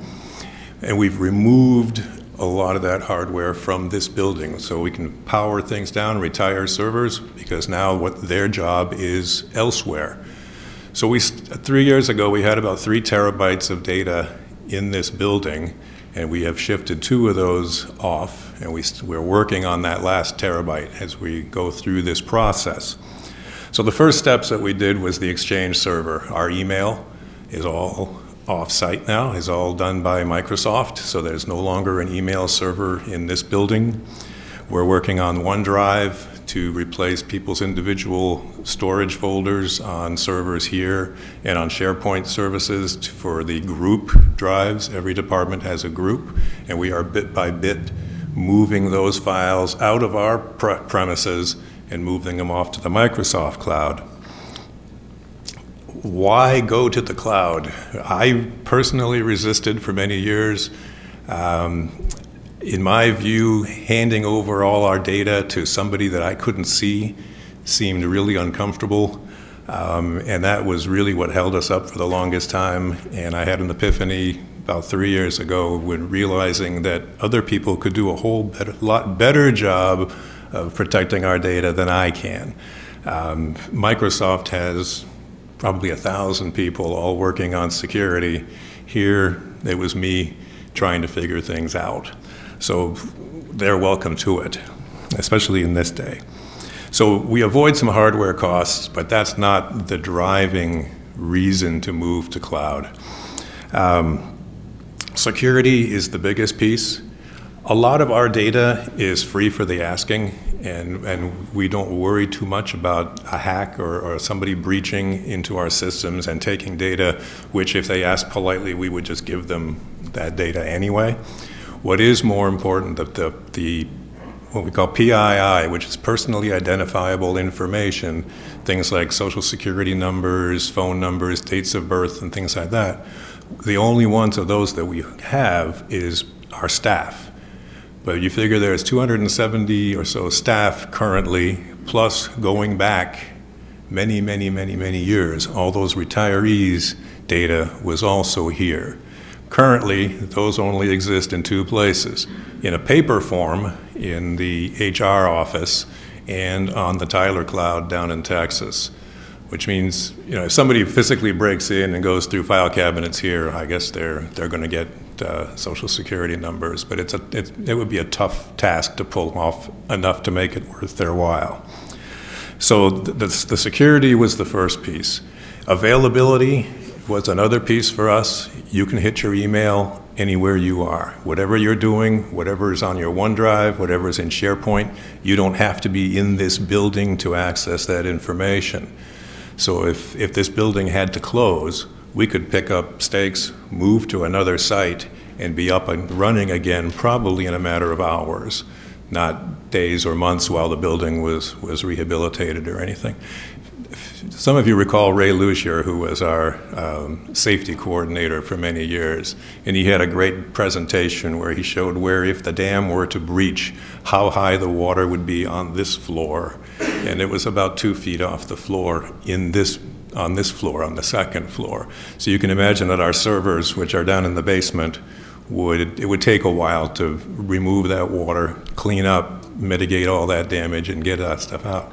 Now our data is in Washington State, and we don't have to worry about, we just have to get people out of the building. Data we're less concerned with.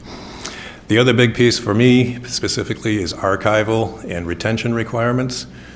All the years that I've been here, retaining legal documents, most of what we do here is a legal document, as you well know, you've had that orientation.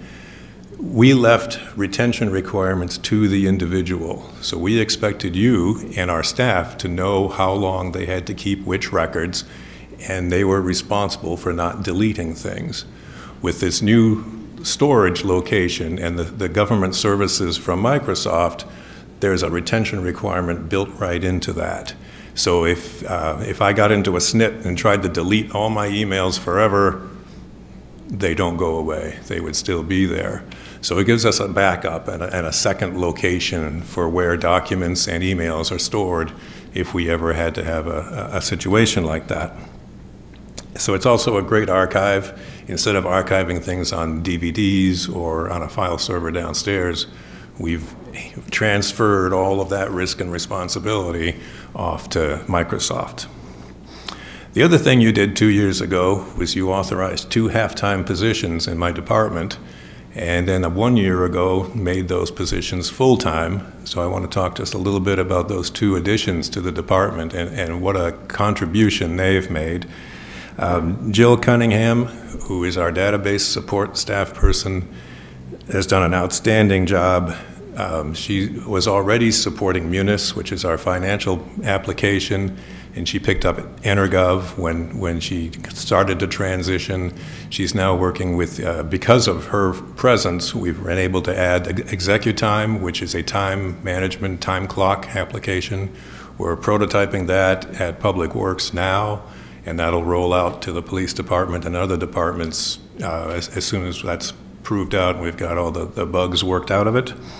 An employee self-service, which is taking a lot of the load off of the HR department.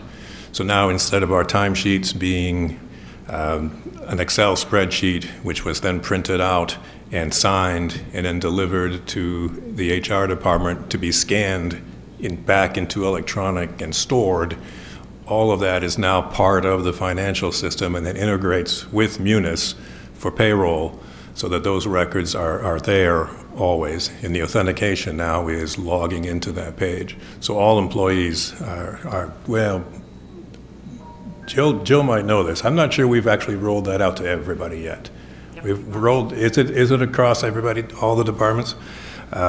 So that's in place, and we would not have been able to do that. So Jill's done an outstanding job. She's got the mind for it. She's just really focused on what she's doing, and she's very involved in data integrity, making sure that everybody's entering things in the same way so that it's consistent over time. The other addition you've all met, that's Brian Susi, who is doing the recording at tonight's meeting. Pretty much came out of nowhere as far as IT is concerned. He was a video technician with Great Falls TV, liked what he saw us doing in this department, asked what he could do to become more of a part of it, and then took off with it. He's understands networking. If you're really interested at some point, ask him to explain subnet masks to him. I would be hard pressed to do it. Brian knows it. So we send him to school. Both Jill and Brian are taking university level computer classes to expand their skill set, and they've become very valuable. And they're the two new additions, but I'd be remiss if I didn't mention Rosemary Mosher, who most of you have met, who's our GIS genius. She's absolutely brilliant with the GIS applications. Unfortunately, Rosemary is also swamped now. She started out, things were a little slow, and I remember her coming to me when she first hired on and asking for things to do because nobody would talk to her. Nobody was interested. It didn't mean anything to them. So she set out to develop tools that staff could use, and those tools have multiplied and expanded and become more useful to the point where she is now just buried with GIS projects. Several staff from other departments that were doing GIS on their own and not drawing on her services have left the organization, and we don't screen for are you a skilled GIS person before we hire in these other departments. So more and more of that burden has fallen back on her. She is excited and will not say no. She just takes on more and more stuff, but it's becoming overwhelming. You've also seen her participate in the strategic planning process, both helping operate the meetings and things like that, but also providing a lot of the data behind it. So she's just invaluable. At that point, I'd be pleased to take any questions that you have. I still can't figure out how to turn this thing on. No, thank you very much, Paul. You're very welcome. I will attest to this. I mean, your staff is always there helping they're us, awesome. and they're very, very helpful and knowledgeable. Question, what kind of collaboration are you doing or have discussed with the school department and their IT departments? Or is there anything that you're doing currently, anything that you've been talking about potentially doing? We work with this at the staff level quite a bit. Their technicians share a repair space. Our repair room down in the basement is shared with the school staff. So we work with Tanya Vanas, who was just here, Dave Strom and Ken Bastine almost daily in terms of networking. We share a network through both cities and the school departments. So there's a lot of crossover there. They're on a very different platform. They're committed to the Mac platform, and we're committed to the Windows PC world. So there's a little bit of culture change between them, but they're always available. If we have an issue, they can step up and help us out. If we need a piece of networking equipment, and vice versa, when theirs fails, we have a spare no questions. It's just available to them. Thank you. Any questions? Comments? What? The superintendent was going to say something. Paul, do you want to share about E-rate? You and Peter work on E-rate. Yes, but only I'm not very well versed with it. Okay, We'll let Peter do that one. Okay. Peter Robinson. E-rate funding, yeah, I'm not even going to get into it, Okay. Kate. I've been briefed, but not recently enough to know what to say. Paul, thank you very much for your time. Then I don't think there's anything further, so I appreciate it. I'm right next door, just about any time anybody wants to stop in. Great, thank you. Oh, very good then. We're going to just take about a 30-second pause here. We need IT to come and set up the Mac world. That's, I think Paul was alluding to that chasm between cultures. I am a Mac guy. I was raised on Wants me, I think.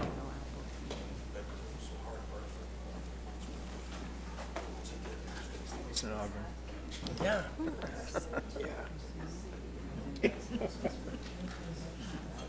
Are we good?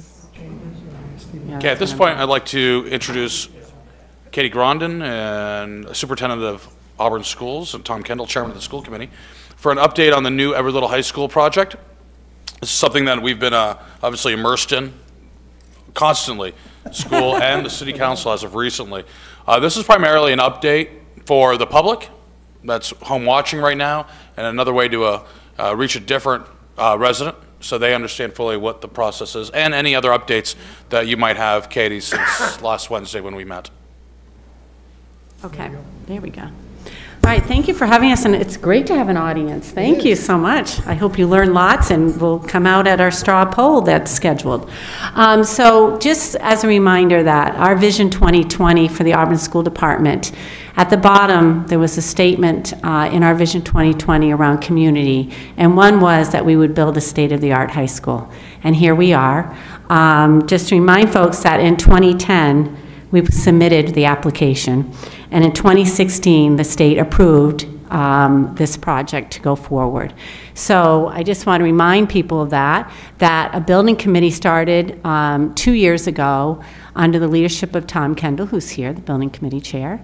And we have represented from the school committee, city council, citizens, teacher, principal, and then the city manager, the business manager, myself, help facilitate those meetings and provide information. So these people have been hard at work. I want to commend them for their commitment to really listening to the citizens, talking through a lot of the things that you're going to see tonight.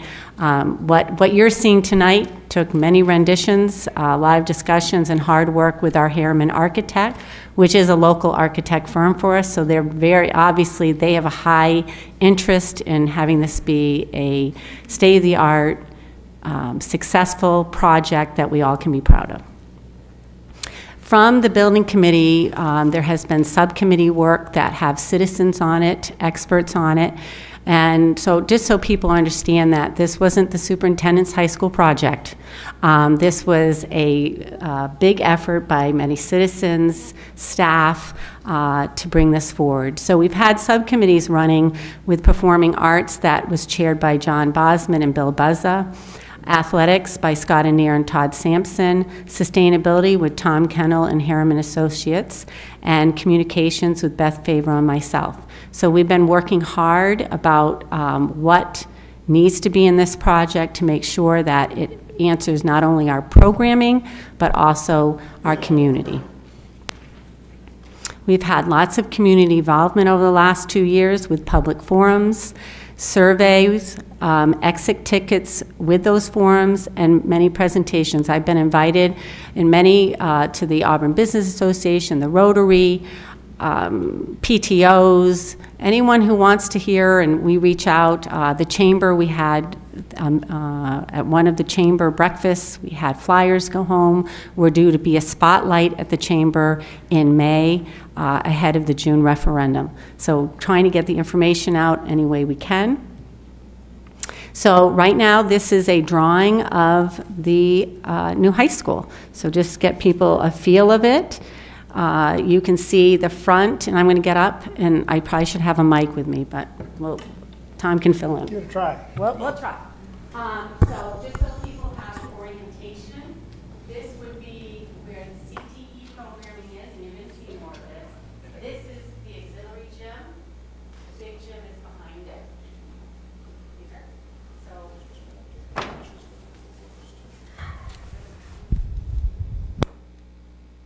So. Hello, okay, there we go.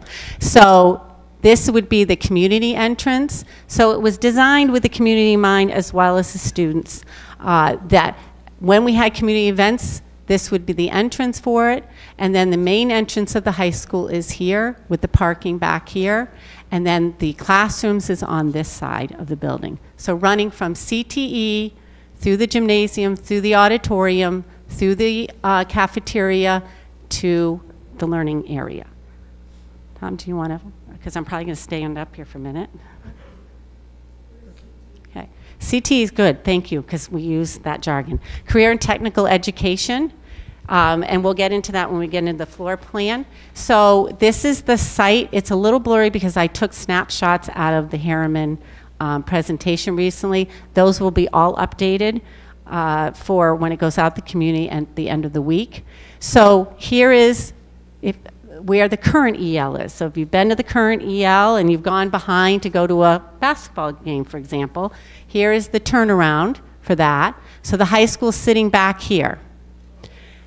Then you have the stadium. So if you walk the track, we're still going to have a track, but we're pushing the stadium over a little bit to give more room. There is a multi-purpose field here. Then you have the baseball field with a field hockey field inside. Then you have the softball field, and you have a practice field inside the softball field. So we're trying to give as much as our students need for our athletics to be on the site. Tennis courts. And then we have the tennis courts. Thank you, Tom, because you're a big tennis fan. That's true. So we have the tennis courts moving. If you know, tennis courts right now are here. The tennis courts will be down here. Okay?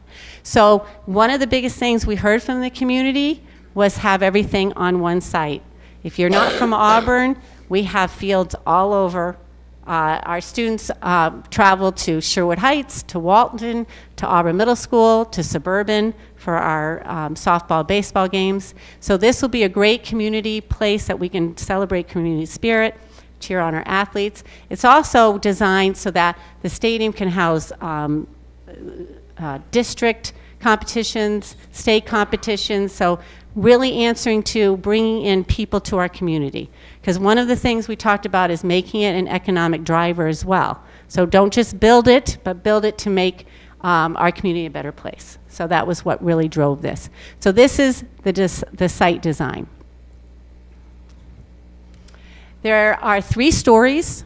This is the first floor. So as you saw on the outside, here is the career and technical program. We have fire science, EMT, early childhood, composite manufacturing, precision machinery, all going on here. This is where our early childhood program will be here, so we can put a playground for that program. Then we have the gym. This is the smaller gym. This is the main gym. And there are PE and health classrooms here. And then the locker rooms. And then back here is the fitness center. So this will be a fitness center, the locker rooms, the gymnasium, and then the smaller gym up front. It will have enough seating for our 1,100 student enrollment. We move over here to the auditorium. So this is the arts. These are arts classrooms. Then we have the auditorium, which the building committee has recommended 1,200 seats. Another way to be an economic driver is to be able to bring in performances, to bring in lots of talent so that we can hopefully make that a revenue generating part of our project. And then we have everything to support that back here, which is the tech, where we can build stages, the dressing rooms, and then all of our music programs are back here, where our chorus, our band practice in there. Then here is the main office. So when students check in, where families check in, this will be the hub. But it also will be a community area. We have cosmetology here. Come do your nails. Haircut. So students learning that. Then our culinary. If anyone's been to the Green Ladle? Been to the Green Ladle? So this is a mini Green Ladle. So it's going to, working with the main kitchen, what will they do here? They're going to decide what they'll be doing at this site. This will be also part of the career and technical. This green part is Edward Little's culinary program. So there's programming that this color is for EL students only. This color is for regional. We have 6 high schools that go to Lewiston Regional Technical. We're one of them. Those students will be attending Edward Little to participate in these programs. Come down here, and that's a cafeteria. How many of you graduated from EL? Okay, hasn't changed much. Maybe when you were there, your cafeteria was just that little space up front, and you didn't have one, right? So the current one is in the basement with no windows. This is going to be a whole different world. Our cafeteria will have natural light, open ceilings like this. This is an area where students can feel a real sense of community. It also can be community access. There are community stairs that bring us up to the 2nd floor here, and those community stairs can be used for lectures, films, smaller presentations. So that's there, and there's the kitchen. Then here is where we have more CTE programming, which is the medical exploration program. And then here's all the classrooms. So all the science, English, math, all of those classrooms are in blue. Then you see here we've taken some of the media center, which is right here. Here's the media center, and we put space here for students to be able to work out here in small group, or you know, I'm working on a project. I want to go out here and work by myself while the class is working on something else. So give some more flexibility to their learning. Katie, mentioned that courtyard, just it's all. So here's a courtyard. And I think back, I'm not sure in the back, can you go back to the site? So in the courtyard, you can't see it here, but you can see we're trying to have it be a space that you can walk through, or you can sit out and do a learning lesson there. Go back to the 1st floor. And students can eat out here if it's a beautiful day out. So it's much safer for students to interact outside without being on the other side of the building, outside the building. So it's in here where there'll be some hardscape, which is more just like cement, but then there'll be some greenery that is low maintenance greenery for outside. So this is a courtyard. It's also provide a lot of natural light to those classrooms. Right. So natural light coming in here, and here, and here. Okay. We go up a floor. On the 2nd floor, so this is all just giving space for the gym and the auditorium. So when you come up on the 2nd floor, we have all of our guidance, our nurse, anything that students need for social emotional, for their college career readiness. That's happening up here with our aspirations lab. And then we have computer science.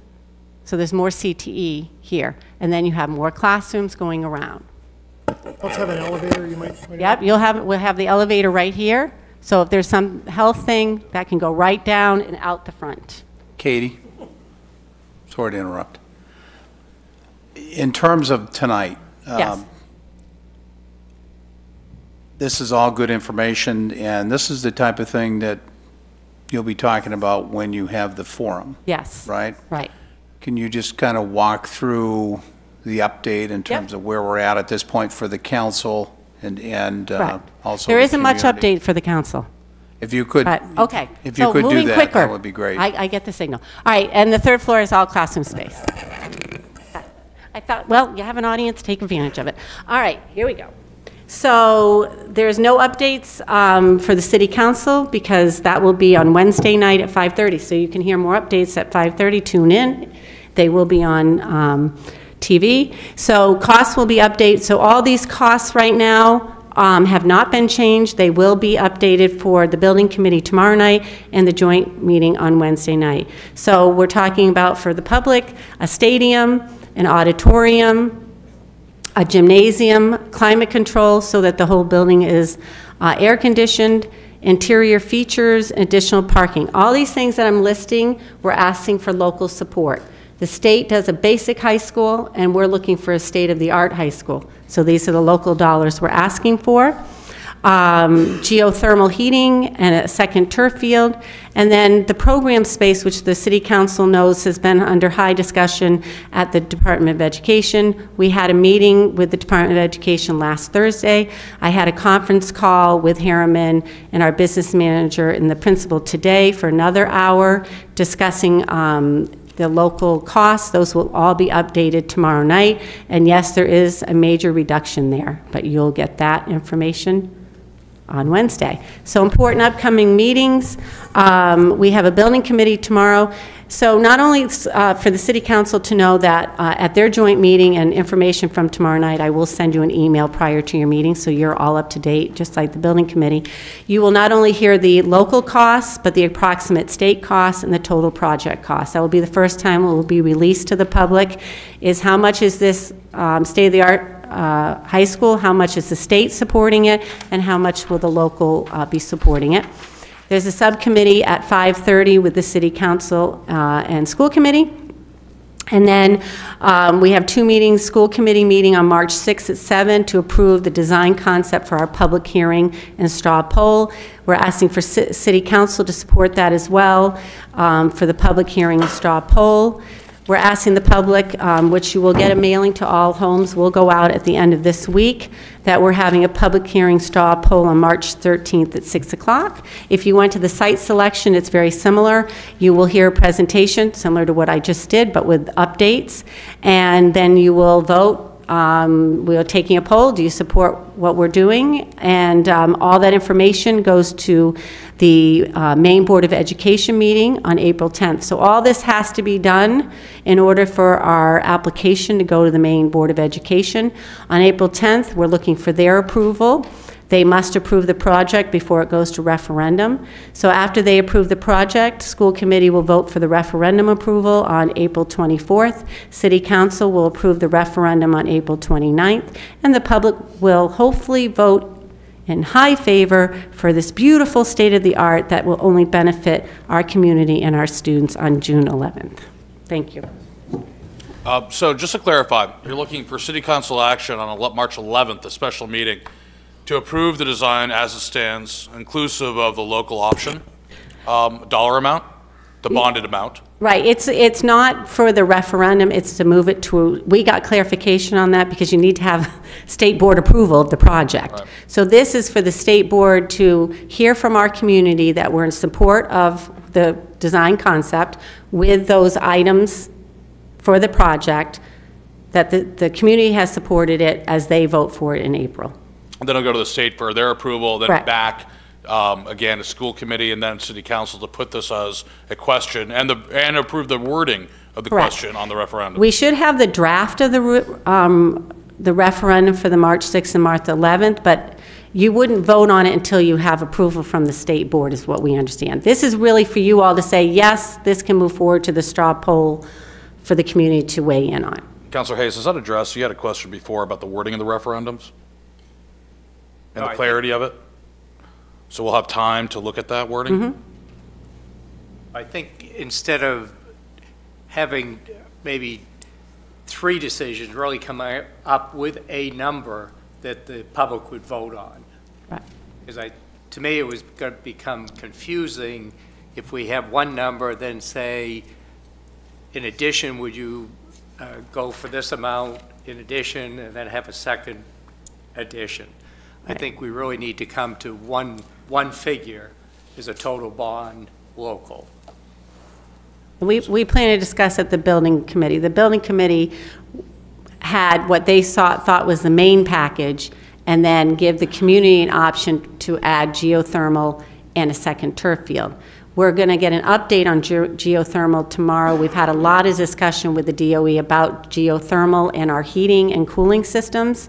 So we're understanding that the savings with the geothermal may not only save us long-term with our efficiencies, but may save us in costs. That will be updated tomorrow, and you will hear the update on Wednesday on geothermal. So that may go into the main package, and then we have to decide whether the second turf field will go in the package or be a second question. Park Avenue Elementary, we did a similar thing. There was a main package, and then the community voted on the larger gym and a generator, and I believe the climate control. So we were thinking the same thing, but that certainly can be discussed. Any questions for the superintendent and chair of the school committee? One quick question. After the Maine Board of Education approves on April 10th, yes, there can be no changes after that.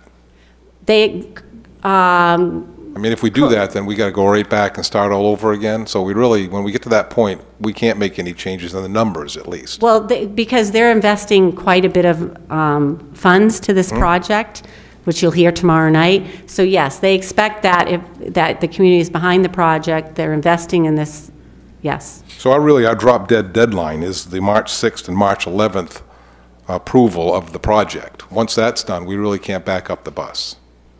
Well, you could, the referendum date is April 24th for the approval for you to go to referendum. But we couldn't change our minds there because it would go all the way back and start all over again, right? I'm not, right, you don't want to start all over again, absolutely. Yes, we need to all be on the same page. I'm hoping on Wednesday. I'm hoping on Wednesday when you hear the good news that you'll be on board. Right, that's what I mean. So when it comes to April 24th, if the number won't be changed, that's not the purpose of that. That's the wording of the referendum. You're absolutely correct. So that's what I'm trying to make the point. You're March absolutely 6th correct. and March 11th are the drop-dead dates to decide on what the local share is going to be. Yes, and so I would agree.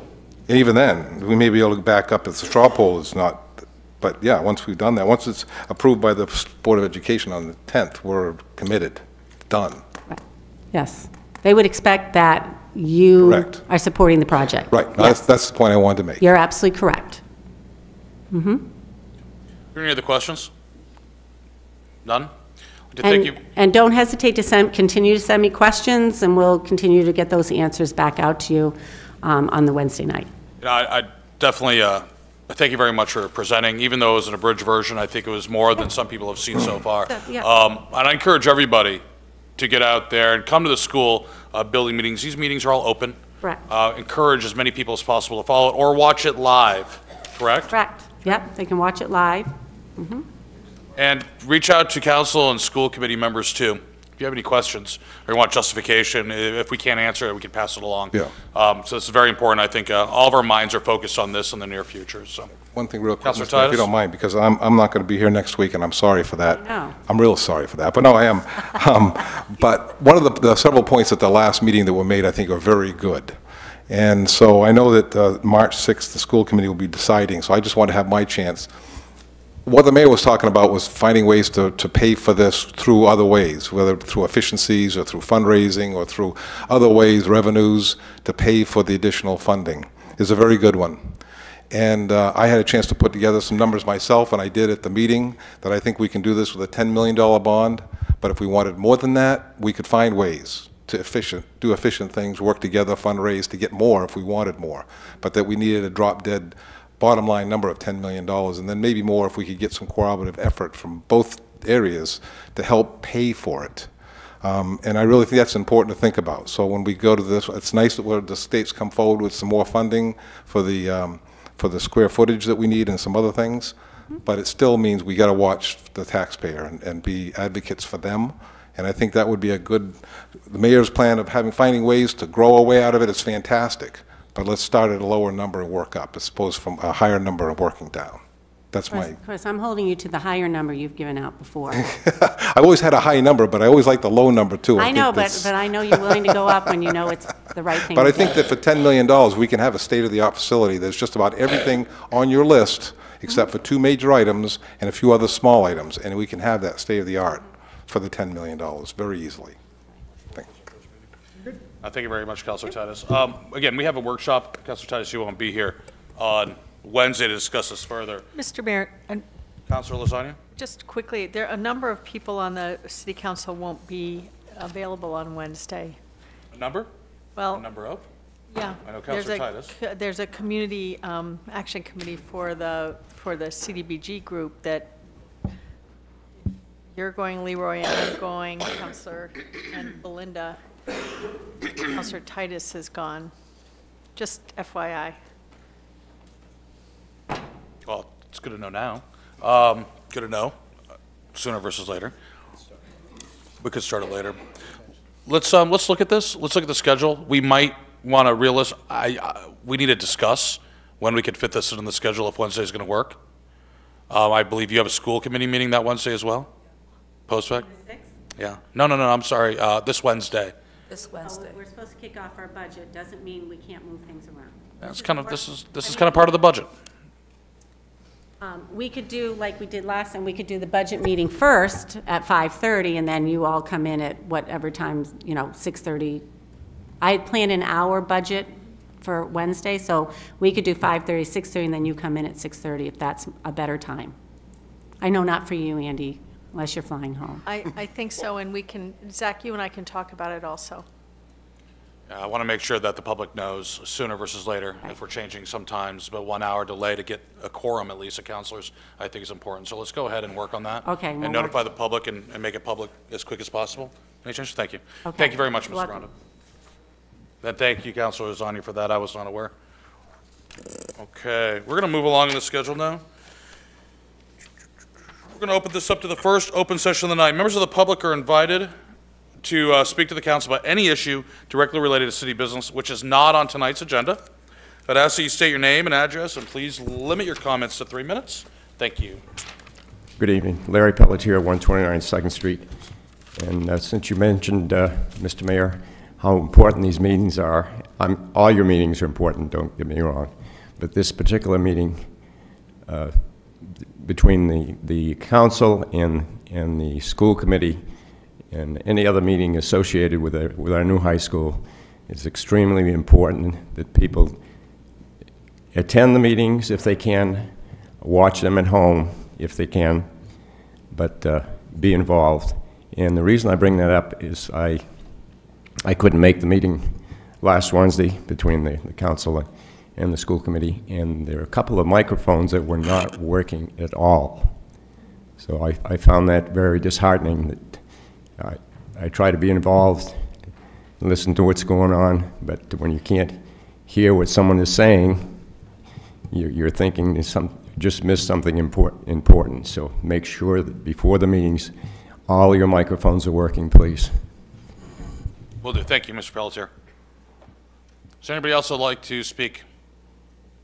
None? Sir?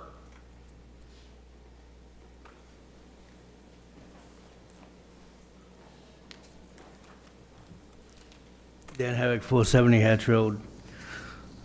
I got kind of like a funny joke to tell you. Not like the mayor tries to put out, but I got God's honest truth here. Yes, budget's coming up. That's why I'm going to try to put this out there to you to put a little common sense into it. Everybody knows yesterday that we had, what, maybe 2 inches of snow? Give or take half an inch one way or another. Well, I live on 470 Hatch Road. And I stayed home most of the day, except when I had to go out and plow. By 2 o'clock in the afternoon, Public Works went by my house 4 times. 4 times. And I said, well, at least the road's good. I mean, it ain't like we got people coming home from work or going to work. Sunday, time and a half. We're good. Well, I'll be a son of a gun. I'm feeling my wood boil and I hear a noise coming. I said, no, don't tell me. Don't tell me. Oh, yeah, here it comes again. They're not even leaving a wake. I said, all right, that's 5. Wait, this is Hatch Road, the road you live on? Yeah. The one specifically we told not to plow? Yeah, don't plow it. I could care less. I'm a farmer, Jason. I can go through 6 inches of snow. You're good. Most country people can. Dan's back there taking notes. 470. I said, all right, so it's getting dark. I'll be a son of a gun. Here it comes again. But I'm not done yet. We're up to 6. That's only 6 times. This morning, I get up. I said, oh, wife ain't home. I'll go get a cup of coffee. It's 6 o'clock. Well, 6:30. Here they go. Plow the road again. This road is dark as night can be yesterday at noontime. And here we are plowing the roads. And the budget keeps increasing. I plow too. How can I bill my customer for 7 plow jobs for 1 storm? Just something to think about. I'll suspend the rules on comment on public discussion and say, for the record, that's the first time we ever heard someone complain about too many times plowing. And you know what? I think I agree with you, Dan. You got a point. So, appreciate it. We'll work on that, absolutely. Anybody else from the public that'd like to speak during open session? None? I'll now close open session. We're going to move on to unfinished business. Under unfinished business, we have the second reading and final vote on the discontinuance of Niskayuna Street. The first reading was held on January 7th. The public hearing was held on January 28th. I'll entertain a motion at this time. Mayor, I make a motion that we pass order number 04-01072-019, authorizing the discontinuance of, and what's the street? Niskayuna Street. Second reading and final vote. Second. I have a second from Councilor Young. So I have a motion from Councilor Titus and a second from Councilor Young. Open up to the public for comment. Any members of the public that would like to speak? None being. I'll now bring it back to the council. Is there any debate? None being. Roll call vote? Not needed. By a show of hands. All those in favor on the second reading? Opposed? Abstained? None being. Niskayuna Street is no longer by a vote of 7-0. I'll put that street sign up in council chambers too. Okay. New business. Mr. Mayor. Councilor Titus. Thank you, Mr. Mayor. I would like to make a motion that we suspend the rules and take order number 26-0225-2019 out of order, which is number 9, and discuss it as the first item tonight. I have a motion from Councilor Titus to suspend the rules and move order 26-0225-2019 to the front of the list. Do I have a second? Second. A second from Councilor Rosania. All those in favor? Opposed? Abstain? Okay. Motion carries by a vote of 5-2. Okay, so I'm going to entertain a motion at this point. Mr. Mayor, I make a motion that we approve order number 26-022-52019, referring the proposed agricultural ordinance to the Conservation Commission Planning Board and the Maine Department of Agriculture, Conservation, and Forestry. I have a motion from Councilor Titus. Do I have a second? Second. Second from Councilor Walker. I'll now open this up to the public for public comment.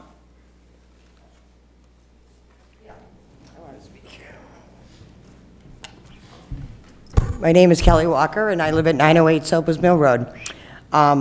We had a meeting last month, I believe it was on the 10th, to discuss the farm and forestry zone down there. Any way you're going to give us back our rights to build a home while we farm our land? How is that? We've had 2 meetings already on it, so just touching base on where are we at. This is a good time. Normally, we won't respond directly. It's not a QA forum, but you bring up a question about process. What we're voting on here, this order, actually refers the draft ordinance to the Planning Board, the State of Maine, Department of Agriculture, and the Conservation Committee for a review process, so it'll last up to 90 days. Could last longer. That's why I ask. Could last longer. Yep. At that point, depending on their processes that each committee takes, they will refer the ordinance along with recommendations back to the City Council for a deliberation, workshop, and then votes. I understand, but more than 90 days, I think, you know, how hard is it of a decision to make to allow the residents in that area to build? We farm that land. There's a lot of us there. So more than 90 days, I don't know.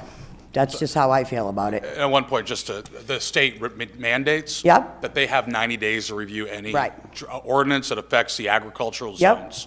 So we have to give them by state law 90 days. Okay. All right. Thank you. Thank you. Anybody else from the public that would like to speak?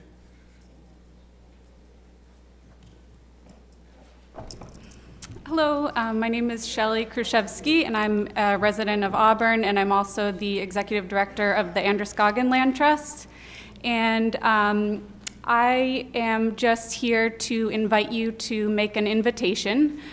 So before you give the green light to these proposed ordinance changes, I wanted to invite you to I'll stop saying that, the members from the Maine Department of Agriculture, members of Maine Farmland Trust, the Androscoggin Land Trust, American Farmland Trust, and potentially, others who have some experience with a similar situation, potentially from the Massachusetts Agriculture Association. So those different professionals are willing to expedite a process to give some free technical assistance and guidance. So if you were willing to invite those people to make a presentation to just allow you to put a yellow light, so not a stop light on the process, but to just give a little bit more consideration to be able to make a decision and consider the implications and the opportunities. Thank you. Thank you. Is there anybody else from the community that would like to speak?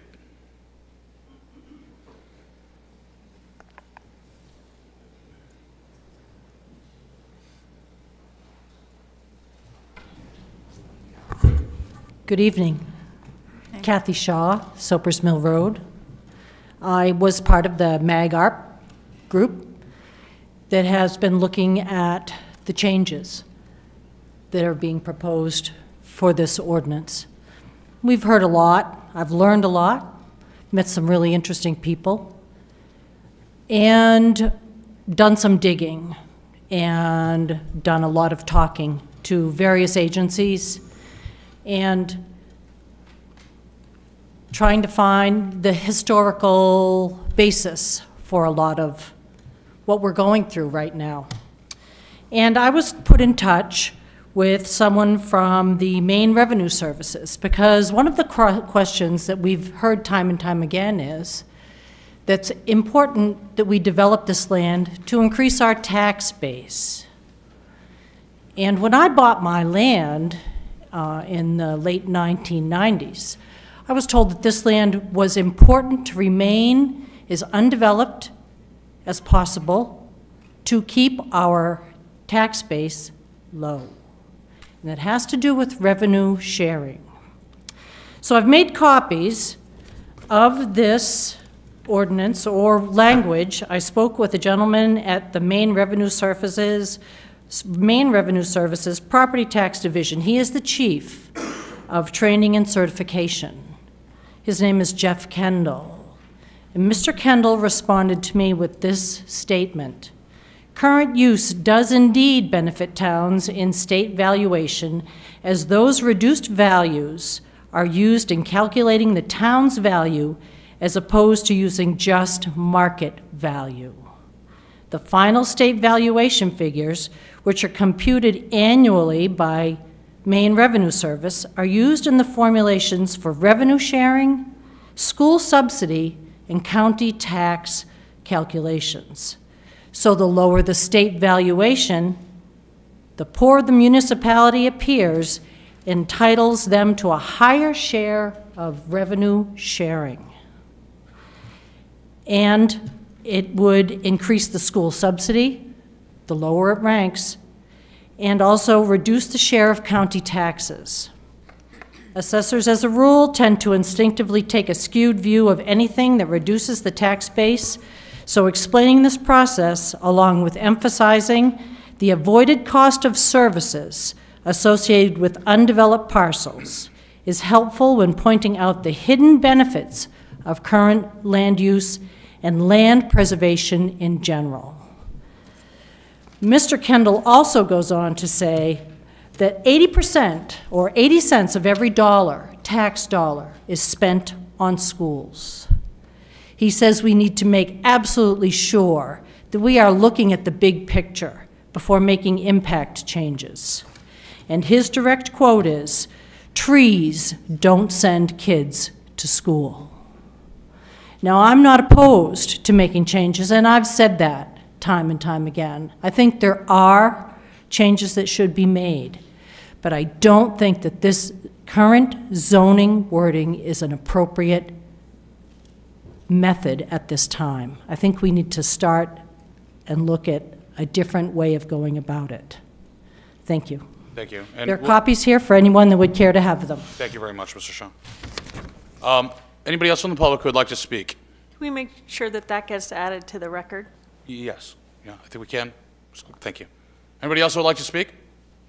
None being, I'm going to bring back to the council. Just to talk about process, this is part of the initial process laid out to come up with some sort of draft ordinances. Planning board has to look at it for 90 days. Excuse me, planning board has to review, take the time they need to take. Conservation and the state of Maine. This vote is to move that along to those bodies for their deliberation and their comment before it comes back to the council, at which time we'll follow through our normal ordinance adoption policies, workshops, votes 1 and vote 2. Okay. Is there any questions or comments from the council? Councilor Gary? Thank you, Mr. Mayor. I was privileged to attend several of your meetings, but due to family and health reasons, I couldn't attend the last 2. So this renditioning of what you want to send to the planning board and for it to be reviewed, this is the final product from your committee? And if this is your final product, did the committee vote on it? And what was the vote taken to send this out? The vote, there was one vote taken on the changes to the language, and I have to check the date, but I want to say it was December or January, the first vote. There was no second vote. The first vote was unanimous. It started derailing after that. I think it's better at this point for planning board, now that they have a crux to start, to continue work on this, as well as conservation. I think we need to get it out of that committee and onto people who are legally trained to really look at it and see what the overall impact is and if there's any conflict. So in other words, this is something that the group worked on, but there was no formal vote to send this out, and this is not all the settlement. You said it was unanimous. You said the first vote was yes. Yes, the first vote. But since you've changed it from the first vote to now, this document, There's actually been no changes to the document. Okay. From what I've understood, that no vote was taken. When people started challenging this, like I said, I wasn't there, so I don't know, and I don't like to go on hearsay. People were challenging this. They didn't like how it was written, and they wanted to see some of their stuff in. Supposedly, the meeting got adjourned real quick before people had a chance to really weigh into it. The meetings were all on public record. Everybody can go and look at it. Right, but excuse me, Councilor Gary. Yes. Let me just respond to you. Yes. Thank you. I think at a certain point in time, you have to just look at something and go, you know, there's ulterior motives here. There's people that have high passions. I think there's a lot of misinformation floating around on both sides of this argument. I think the best way for this to be sussed out is now at the planning board. The planning board level looks at this. This is their job. We were lucky enough to have a member of the planning board serve on the committee. And we've had, at committee meetings, the chair of the planning board speak on this. So it's time for the planning board to look at this, Conservation Commission to weigh in. It's time for the state of Maine to weigh in, okay, in a more formal environment. That way we get more people talking about it, more people thinking about it. And frankly, I think that the misinformation on both sides will diminish. And I think a good process and a good outcome will happen. And I think what happened for the last 4 months of work on this and 40+ hours of committee time was extremely valuable. And it was a first step, and frankly, a step that hasn't happened in 55 years. So I think this is definitely, it's a long process. Like I said in the beginning, I think the Constitution was written in less time than this has been modifying. So we should let the process continue, and that's why I say it might have been a little clunky. It was the first time doing something like this, okay? But you know what? You get an A for effort, and let's see what happens to the planning board. Let's see how the process works out. Councilor Hayes. I guess a couple of comments. One, I will be voting in favor of passing it to the planning board, but I guess I would encourage the planning board, I guess I would ask the planning board to start their consideration, certainly, but But because this is going to the state as well, before anything goes to public hearing, as part of their process, that they wait for comments back from the state. I guess I would encourage the planning board at the same time to be the board that might invite some other agencies or other groups to come forward and be part of. I guess what we have to recognize, it is a draft. And, you know, when I first received it, the first thing I noticed, we had red, we had blue, we had orange, we had line outs, we had green line outs. So certainly there's been revision upon revision. So I did request, and I thank staff for preparing a clean draft without all the line outs and colorations and so forth. But it's strictly a draft. I guess I would fully expect the planning board to take a very careful look, take a lot of input, and I think there were a lot of unanswered or undetermined expectations of certain areas of this draft where it would take the board. We certainly need the commission or board, whatever it comes out to be, in place so that before this is enacted, certainly.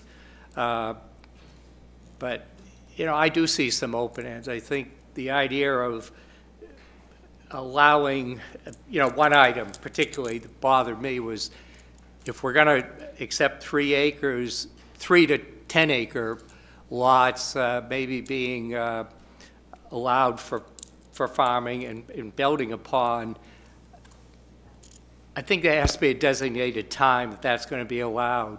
I think if it's open-ended, I think most of us are going to be passed by that time, reaching out, say, 90, 100 years. Are they going to go back to the January 1st, 2018 records? So I think there should be a sunset. I guess the other issue that I guess was still kind of open-ended was division of lots, existing lots. If you have 100 acres, you know, there's talk about, well, you can divide it, you know, within the first 5 years, you know, once and so forth. There's no clarity in my mind as to how that would work out in the future. So I think the planning board has their work ahead of them, and I think they continue or will have to receive much more input. So I think that all parties involved, you know, need to watch that process, and I would expect something, the draft to come back that's now clean to be marked up once again. So stay tuned. Thank you. Do we have any other questions or comments? Again, this is, and I appreciate what Councilor Hayes says, this is about whether or not to send this to planning board versus you know, the intricacies of the ordinance itself, which I agree with you. I think there's some holes, but in general, I'm not sure what they are or the fixes. Councilor Lasagna. I agree with Councilor Hayes, and I really encourage the planning board to be open to some of these organizations who want to speak to this. I do think that our process became somewhat derailed. I think it was unfortunate that we didn't have a better process in place immediately so everybody understood how we were moving forward. But I do believe it should move under the planning board and the planning board be another place for discussion within reason. At this point, I'd like to bring Councilor Gary. Thank you, Mr. Mayor. As much as I want this Ag Commission set up, and as much as I want the language written, and I want to look out for the farmers of Auburn and the prospective ones, I cannot vote for this at this time for the simple reason, most committees, when they are charged with an assignment like yours was, the committee as a whole votes out their recommendations, which you clearly said there was a vote taken in the beginning of the process, but there was not a vote to send this out to the council now.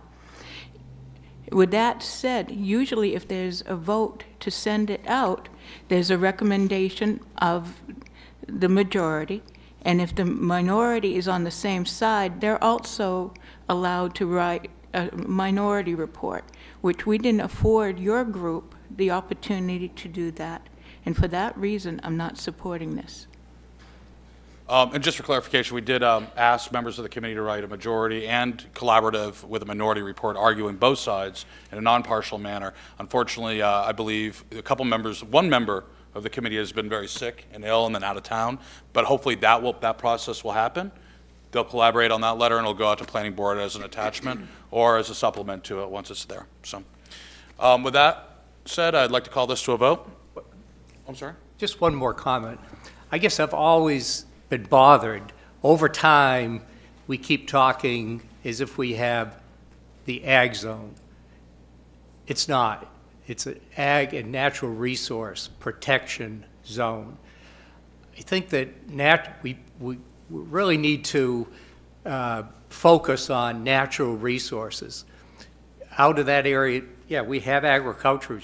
We have a large forestry segment out there, much larger than the agricultural.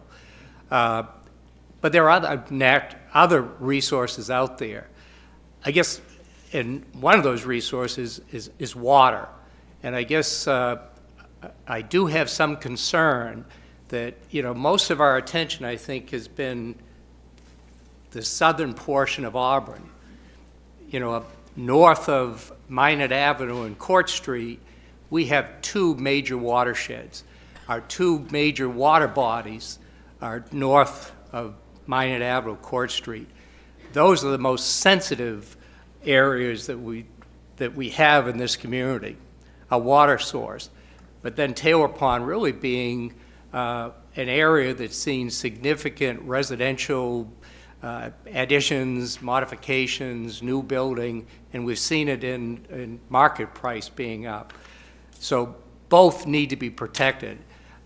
I would hope that, there might be some consideration that if we're going to make some changes, that we maybe recognize that we really have two distinct areas of natural resources, one to the south, one to the north. And I guess I'd encourage that if we're going to make changes, that maybe the changes be first applied to the southern portion. If we begin to make changes within particularly the Lake Auburn watershed area, I think there's some serious repercussions. Thank you. I'd like to bring this to a vote now at this point. There is language embedded within this draft exactly addressing what you were talking about. Again, I think there's a bigger question there too, and let's the planning board go through their process. I'd like to bring this to a vote. All those in favor of Order 26-0225-2019, referring the proposed agriculture ordinance to the Conservation Commission, Planning Board, and the Maine Department of Agriculture, Conservation, and Forestry, please raise your hand. So opposed? Abstain none. The order passes 6-1. Okay. At this point in time, I will gratefully dismiss Councilor Titus. Hey, have a great time, okay? Enjoy yourself. It's going to be great. Okay, we're going to move along here. We're going to be back in schedule now to send us some pictures from the Caribbean. We have an order authorizing the sale by sealed bid of the tax-acquired property at 77 Gill Street. Do I have a motion? So moved. Second. A motion from Councilor Lasagna. I have a second from Councilor Hayes. We'll open this up to the public for public comment. Is there anybody from the public that would like to speak on this order? None being, I'm going to bring it back to the council. Is there any debate? None being? Okay. If that's the case, we will, by show of hands, all those in favor? Opposed? Abstain by a vote of 6, with Councilor Titus abstaining for the rest of the night. To 0, the order passes. Next, we have an order authorizing the sale by sealed bid of the tax-acquired property at 120 Cook Street. So moved. I have a motion. I have a motion from Councilor Forney and a second from Councilor Walker. I'm going to open this up to the public. Is there anybody from the public who would like to comment? None being, bring it back to the council for debate. Is there any debate amongst the council? None being? Bring it to a vote. Show of hands. All those in favor? Opposed? Abstain? 6-0. Motion carries.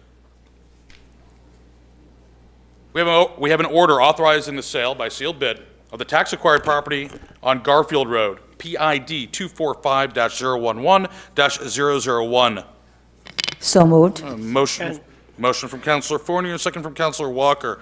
Open this up to the public for comment. Anybody from the public like to speak? None being. I'm going to bring this back to the council. Is there any debate? None? By show of hands. All those in favor? Opposed? Abstain? 6-0. Motion carries. Next, we have an order authorizing the sale of the tax-acquired property on Hackett Road, PID 135-010. So moved. Second. Motion from Councilor Fournier, a second from Councilor Walker. I'm going to open this up to the public for comment. Anybody from the public wish to speak? I'm going to bring it back to the council now for debate. Any comment, question, debate from the council? None being? Okay. Show of hands. All those in favor? Opposed? Abstain? Motion carries 6-0. Order. No, we have an order appointing Brian Batchelder as a local sealer of weights and measures with a term expiration of December 31st, 2019. So moved. Second. Motion from Councilor Fournier, second from Councilor Walker. I'm going to open this up to the public for public comment. Is there any comment? None being. Bring it back to the council for debate. Any debate? Questions? Answers? None being. Show of hands. All those in favor? Opposed? Abstain? Motion carries 6-0. Order. Oh, we have a public hearing and order amending the Consolidated and Annual Action Plan. This is specifically about the STAR program and the senior center renovations. Can I get a motion? So moved. Second. Motion from Councilor Fournier, second from Councilor Lasagna. I'm going to open this up to the public for any comment, questions. Mr. Mayor, I did, not her, second it. Both sound exactly alike. Pretty sure we're going to have to get lights in front of you. Okay, record state, it was Councilor Gary who seconded this. Pretty darn sure. Open up to the public now. Anybody from the public would like to speak? No? Bring it back to the council. Is there anybody on the council who would like to argue the merits or the cons of the senior center? And Councilor Walker? No argument at all. Okay. Is there any other debate? None being. I'm going to ask for a vote by show of hands. All those in favor? Opposed? Abstain? Motion carries 6-0. One comment, Mayor. I want to thank the city staff and everybody that's involved in moving this forward and helping us out to get to the point that we're at now. Thank you. You're out of order, but thank you anyways. Should have said that. We have ordinance. Hold on. Okay, we have ordinance 01-022-52019, amending Chapter 60, Section 60-145, Special Exception Use Regulation. This is the first reading. Move to accept the first reading. Do I have a second? Second. We have a motion from Councilor Fournier, a second from Councilor Walker. I'm going to open this up to the public for public comment. Please. And again, just if you could state your name and address. Point of order, Mayor. This should actually be a public hearing, not public comment, so, but. Public hearing, so, Public hearing. So no name, address. Yep, name and address and everything, This is but just just a for the record, it's the public hearing, Public not hearing. only public comment. Very good. Thank you for that clarification. Good evening. My name is Jan Phillips, and I live on West Shore Road in Auburn. And I'm joined by Barbara Mitchell. I also live on West Shore Road in Auburn. And we're both here representing the Taylor Pond Association. We're on the board of that organization. You may recall that about a month ago when this came up in a workshop, we had some concerns. We voiced those concerns. In the subsequent time, with your encouragement, and particularly Councilor Hayes as the counselor for the Taylor Pond watershed area, encouraged us to explore some other issues and related information. We've done that. We have met with Audrey Knight from the Planning Board. We've met with other interested parties, particularly folks from Lost Valley. We have tried to explore some of the issues and some of the layers of both state and local governance that bear on this particular ordinance change that we brought forward. Excuse me. We've learned a little bit as we've done that. We've come to see that the special exception number 17 was general, somewhat subjective, somewhat different from other ordinances. We understand how that was. We understand that there were conditions that have been met by the special exceptions generally. We've come to understand that there are state and local regulations that are protective regulations for watersheds and bodies of water. We have come to understand that the original project, which was part of this whole issue at Lost Valley, had that gone forward, that there would have been some of those regulations come into play in the review as it went back to the Planning Board. We would have seen things like traffic safety and whether any projects in particular would have altered the essential characteristics of the neighborhood, and whether they would have tended to depreciate or not the value of properties in the area. We have a little better understanding of the phosphorus conditions and control ordinances, and the DEP regulations in particular. So we've done our homework. We've explored those avenues. We've talked to a lot of people. At this point, we recognize that the special exception will probably continue as it is. We understood that there was little appetite to change that when we were here for the workshop. So we foresee that this first reading will happen, the second reading will happen, and that ultimately you will reject our petition for a change. But we also hope that as we move forward in the future, that should there be any other proposals for light industrial in particular usages in the watersheds of either large bodies of water, great ponds, and they really are great ponds in this case, that those concerns, those considerations will really be fronted, if you will, upfront considerations, so that we don't end up with a situation like we had previously, where we had concerns that had not been fully vetted and addressed even at the earliest stages. It probably would have helped both Lost Valley and us altogether. I can tell you that the Taylor Pond Association will continue to avidly monitor not only Taylor Pond, but its watershed, and we will probably work as we can in the opportunities that we have to do that with other partners, to find ways to protect that watershed, and in the case here, it was particularly Lapham Brook.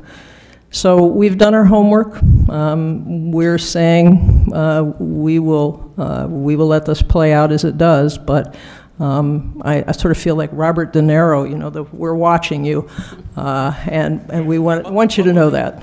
What movie? Which movie? You know. No, I don't, but I love De Niro, though, so we'll take it. Looking at me is what she's talking yes, about. Yes, yes. So, you know that one. Thank you for hearing us out. Barbara, do you want to add anything? No, that pretty well covered. I will say, though, thank you very much. During this process, I learned a lot about the watershed, and after further due diligence on my end, I realized I think my house is the only house in Auburn that straddles both Lake Auburn and Taylor Pond watershed and is an ag zone. So I would love someone to say, you know, what I should and should not do on my lawn. Because, yeah, I think I probably contribute to the phosphorus load on both bodies of water. So thank you for bringing that up, and hopefully that education process can continue. Thank you. It helped everybody. Yeah, I use phosphorus. Well, hold on. I'm sorry, is there anybody else from the public that would like to speak? None being? Okay, I'm going to bring this back to the council, correct? Bring it back? Yes. Okay, bring it back to the council for comment or debate. No, I just want to thank staff for taking the time. It was kind of sitting down and doing just that, explaining the other parts of the ordinances that would have been utilized in reviewing, that particular project and any projects coming forth. So, no, I want to thank staff for taking that time to better educate all of us as to how the ordinances are used and are there to prevent things that we don't want to happen up front. Mr. Mayor? Councilor Lasagna? I want to second what Councilor Hayes said. This is really an outstanding example of civic engagement and kind of community scientist and educating yourselves, educating us. We're all going to be watching much more closely because of the work that you did, and I very much appreciate it. Citizen scientists.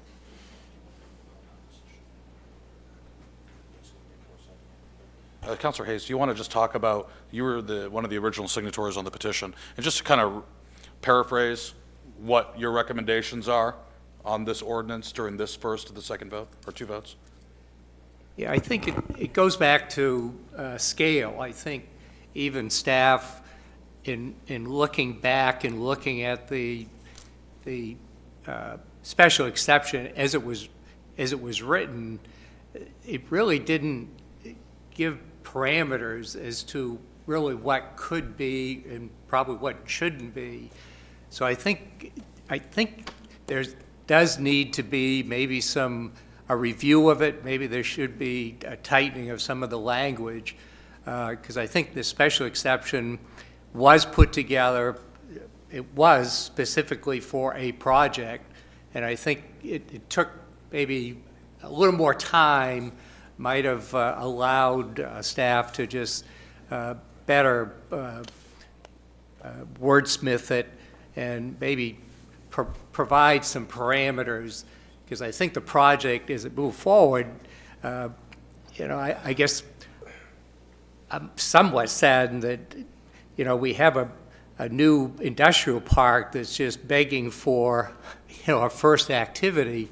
And as I think of it, this project has gone to an industrial park that was subdivided and ready, but the city also had an industrial park that this would have made a nice gateway to that new park.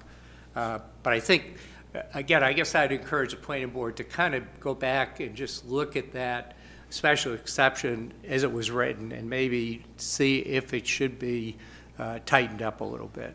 If I could kind of put an end to that sentence too a little bit. This section that you're referring to is within the current ag ordinance today. The planning board is reviewing the ag ordinance in its entirety, though the Mayor's Ad Hoc Commission was only tasked with two issues, the 50% rule and the 10-acre minimum rule. It's well within the planning board's purview to look at this language again with some assistance from your organization. Okay. In order for that to happen, though, obviously a no vote would be proper during this vote in order to not accept it, so it can be revised. So with that being said, I'd like to bring this to a vote. All those in favor of the ordinance, please raise your hand. Point of order. This is a roll call vote. Roll call. Roll call. Thank you. Those are my favorite. Starts with Titus. Councilor Fornier? Councilor Fornier? No. Councilor Walker? No. Councilor Young? No. Councilor Gary? Yes. Yes. Yes. Councilor Lasagna? No. Councilor Hayes? No. Okay. By a vote of 5 to 1, the order fails. Moving along. We have an order approving the auto graveyard junkyard permit for Dawn's No Preference Towing. Have a motion, please. Motion to accept.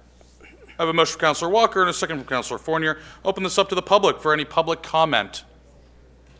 Any public comment? Nope, seeing none, I'm going to bring it back to the council. Is there any debate? None being, I'm going to bring it up to a vote by show of hands. All those in favor of the order? 1, 2, 3, 4. All those opposed? 2. Order carries by a vote of 4-2. Okay, we skipped that one. Okay, that was it for the orders. We're going to be moving on to reports now. Okay, start off with my report. Excuse me, I need to get a little bit more coffee to finish this. Let's start off with February 22nd, Friday. I'd like to thank all of you and all close to 100 people from the public that came to help celebrate our official sesquicentennial birth date. So 150 years went off great. We had members of our delegation here. We had representatives from Senator Collins, Senator King's office, video messages from both senators, and more importantly, we had a celebration throughout the entire city. I hit 12 spots personally, had cake at all 12. It was a great event, and people were talking about it all weekend. We had wonderful earned media, Channel 13 and Channel 6, both evening news and late night news. Wonderful write-up in the Sun Journal. It really does, I think, show a great momentum within the city. So that's just, we're still at the beginning of the year of celebration.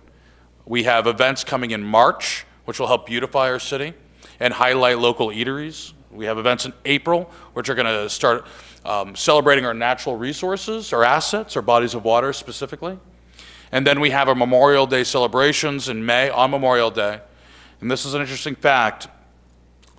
Memorial Day of 2019, 100 years ago, was the anniversary, back in 1919, of Maine's state victory parade for World War I. So as the troops were coming home, getting off the boats and deparking the train in Auburn, they were marching on Memorial Day throughout the city and into Lewiston. We had our governor, we had members of the congressional delegation, as well as generals and so forth, and veterans, really celebrating that victory in World War I. So it's kind of nice to have the parade 100 years later on the same day, paying tribute. So a lot of great things are happening. So that's sesquicentennial. Please keep on the lookout for more, and please be as involved as you can. Next, filtration, water filtration, or potential sources for good potable water. Open-ended, if you would, conversation. I myself get trapped into the whole filtration concept, but it could be other sources. We are going to form a mayor's ad hoc committee. It's going to have 5 members. I've asked Councilor Titus to be the chair of this committee.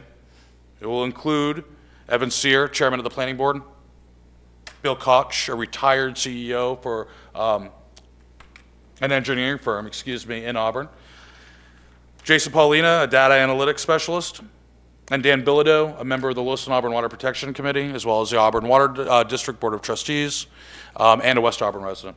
So these 5 individuals are going to be working together to look at the science, look at staff, talk with staff, and understand in a non-partial way what could happen and how do we enhance the aesthetic value of our drinking water. And now, of course, filtration will be a topic.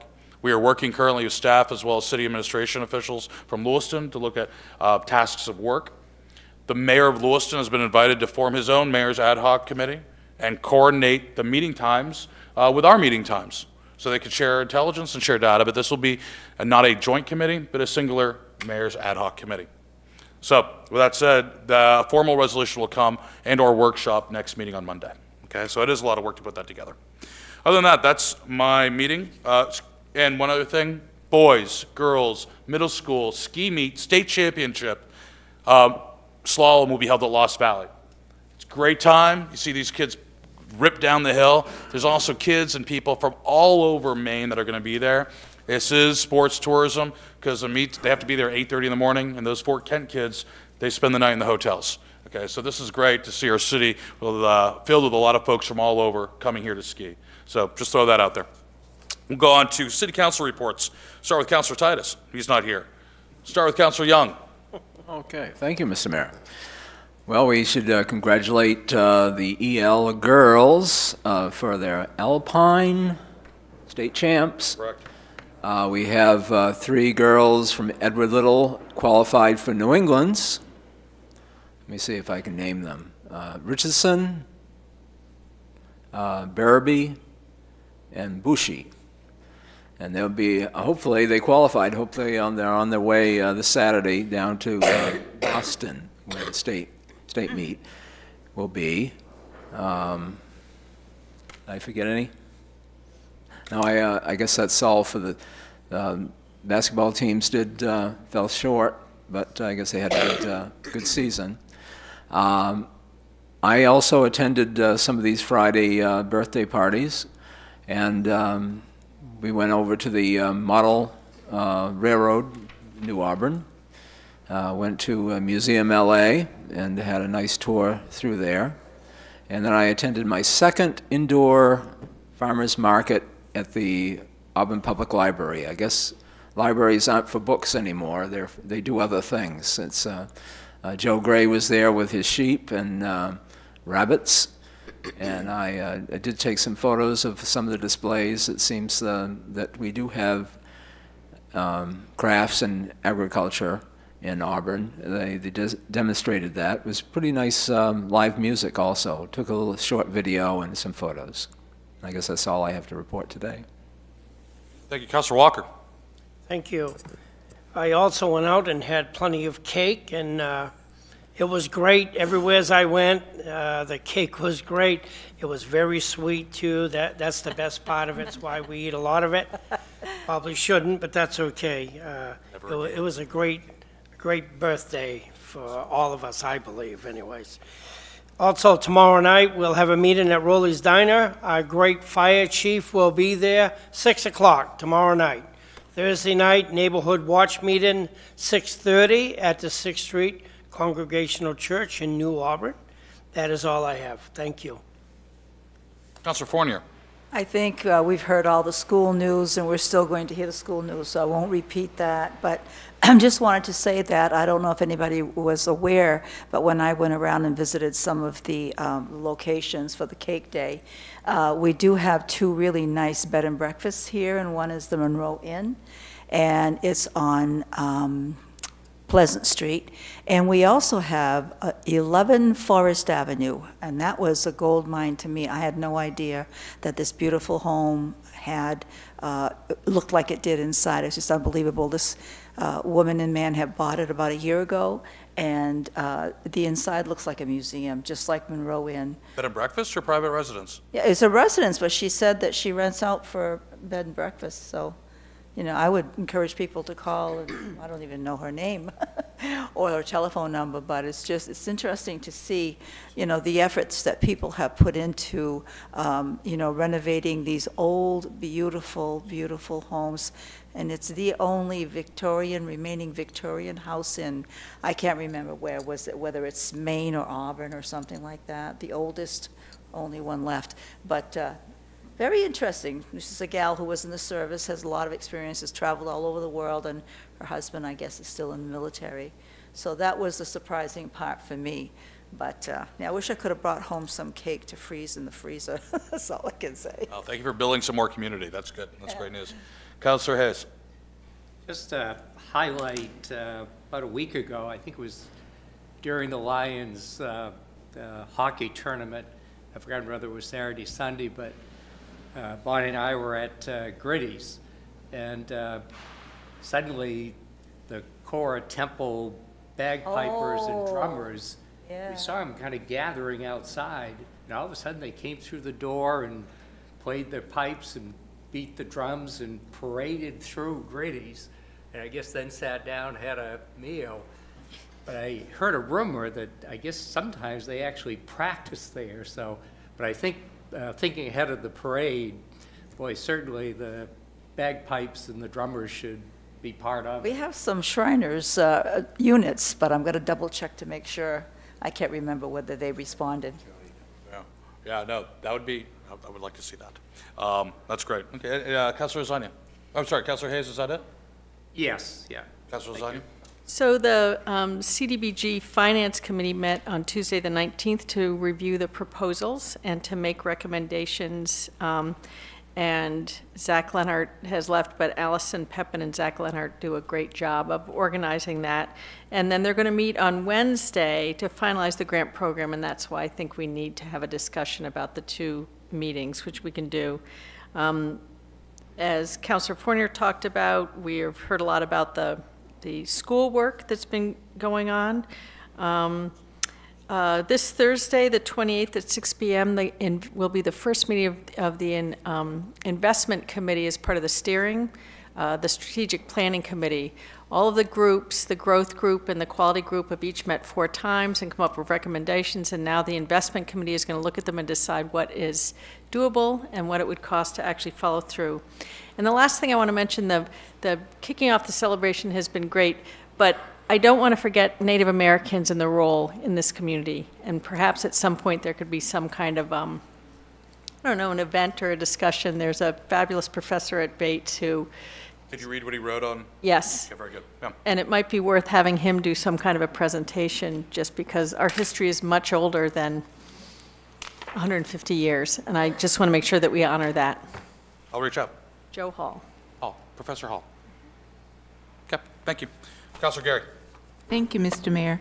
I don't have much to report other than all the committees that I'm on. They've been working the budget and turning them into the city manager as they've been requested.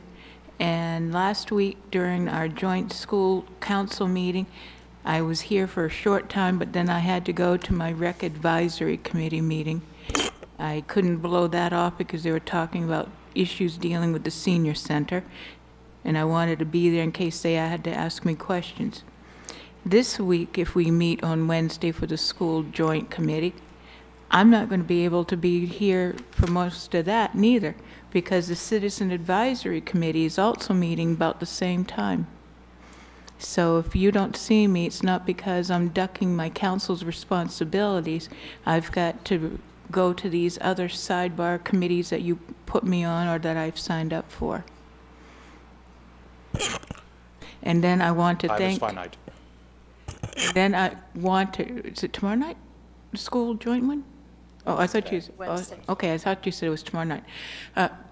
I would like to thank the ladies and gentlemen that showed up tonight that didn't come and... I mean, they came to speak if they had to on our senior center and the CDBG funding and adding the seniors to the mission statement, because it took a lot of time for them to come here and sit out pretty much the whole night in chance that they had to speak, but they wanted you guys all to see them, to know that they fully support the project, and they want to thank you as counselors for pushing this forward and knowing how important seniors are to our community. Very good. Thank you. I'm going to turn over to the city manager right now. Mr. Manager. Thank you, Mr. Mayor. Just a few items. One, I want to mention that Audrey Knight, who's a planner in the Economic Community Development Office, has notified me that the ATRC, the Androscoggin Transportation Resource Center, and the city have prepared an RFP for a walkability study for the area between the river and Goff Street, Court Street intersection, and along Turner Street from Court to New Hampshire. It will be reviewed by the Complete Streets Committee on February 27th. So I think that's a very positive step in terms of looking at some of the issues regarding that area. The FY20 budget process is well underway in terms of the review that is taking place with the department directors and their key staff. Assistant City Manager and myself and the Finance Director and the HR Director have been meeting with folks, and we will be continuing that for the next week or so, and then coming to you with a draft in March at some point, which is earlier than has been done in the past.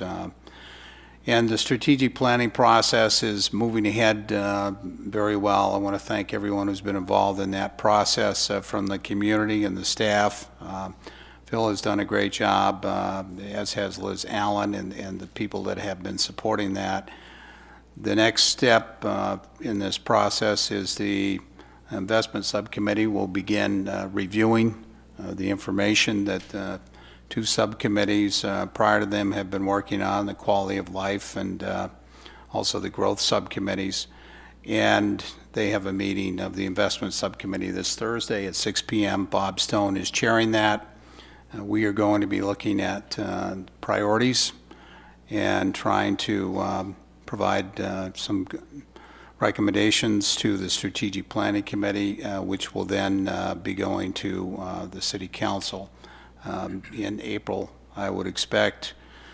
And the birthday celebrations, as the mayor mentioned, I thought went really well. I appreciate the event that was held here in the council chambers and the role that the mayor played and the support that staff provided to that and the good work that the committee did.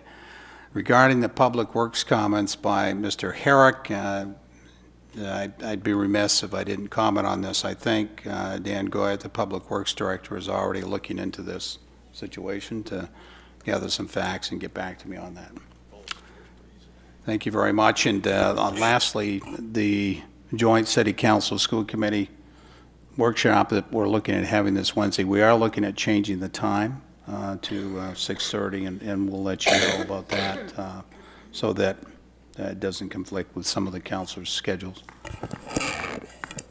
Question, Mr. Manager.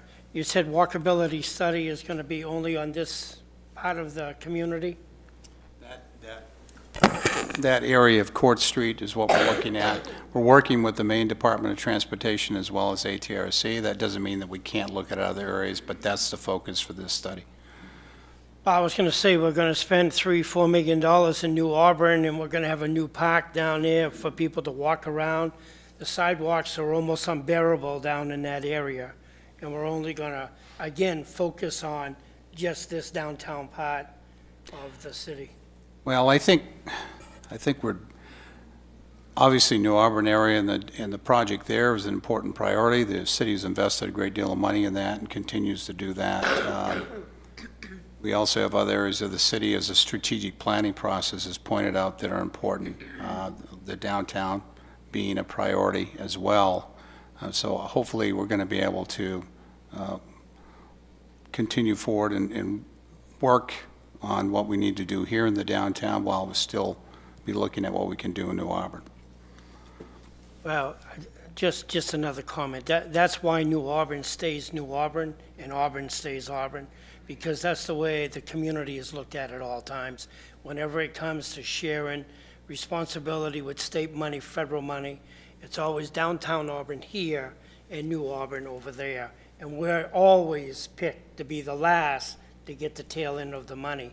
That's why projects like New Auburn at this point has been down to a snail moving forward. We've been at that for years to get this development done, and it'll be lucky if it's done by 2024. That's how slow we move. So without getting into the finer points of debate during reports, I think it's duly noted, Councilor Walker and Mr. Manager. So I think that we can let's think about that and have more comments when this comes in front of the council. I think it's a worthwhile topic. Let's move on to the Finance Director's report. Ms. Eastman, will we make payroll? Yes, that's a resounding yes. You have the January report. We're 7 months and actually almost 8 months done with the fiscal year, which is hard to believe. But the revenues are right where they belong. Property taxes, our second half is due March 15th. So that'll get a big influx again. Revenue sharing, excise tax are coming in higher than last year, both of them. Those are our three biggest revenues: property taxes, excise, and revenue sharing. On the expenditure side, we're at 59.38%, which is a little higher than we were last year. But I'm not concerned. It's just timing mostly on that. I would be glad to answer any questions for you. You've got all the other reports. Any questions for the council on the finance report? Councilor Titus isn't here. Do you leave any questions? I will say that statement alone just makes us all second-rate analytics. You will be emailing you questions, I'm sure. Sure. On this, though, when we're looking at He'll hit me twice next when we're looking at driving accounts and driving revenue, a couple points. Your state reimbursements are up compared to this time last year. Is that correct in your summary report? Is there a reason why? Is it timing, or is there a formula change, or? On the revenue sharing, no, Right. it's based on income tax and sales tax. So Okay. So this is unexpected gain. yeah, well, I mean, we budgeted. We're at the percentage level is about exactly where it should be, 58.4. So we're getting more from the state this year than we were last year, which was proposed. Because we budgeted what they told us to budget, and it's right on track right now. Very good. Are there any more questions or comments? No? Thank you very much. I'm going to entertain a motion to accept and place on file the January 2019 monthly finance report. So moved. Second. A motion from Councilor Gary and a second from Councilor Azani, correct? Got it. Move you both. You notice the difference? Now for a vote by show of hands. All those in favor? Opposed? Abstained? None being. Motion carries 6-0. I'll open this up to the last open session of the night. Members of the public are invited to speak to the council about any issue that's city business, which is not on tonight's agenda. I ask that you state your name and address and limit your comments to 3 minutes, please.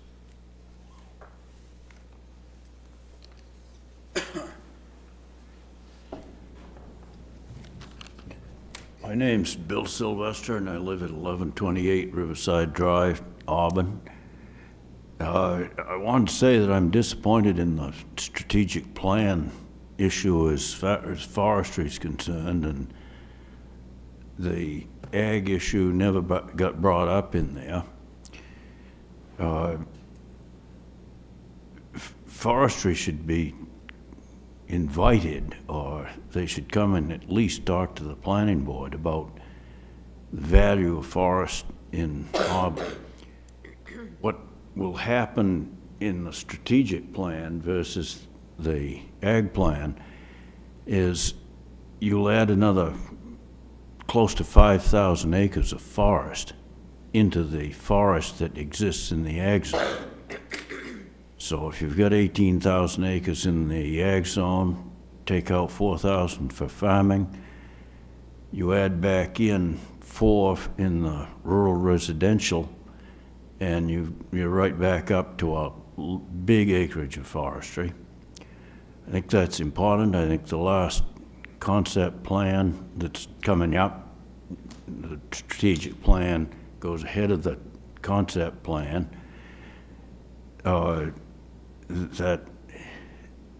That is all through that last 10-year plan, and likely it should be. If it isn't, but it will likely be a big issue in this next one coming up.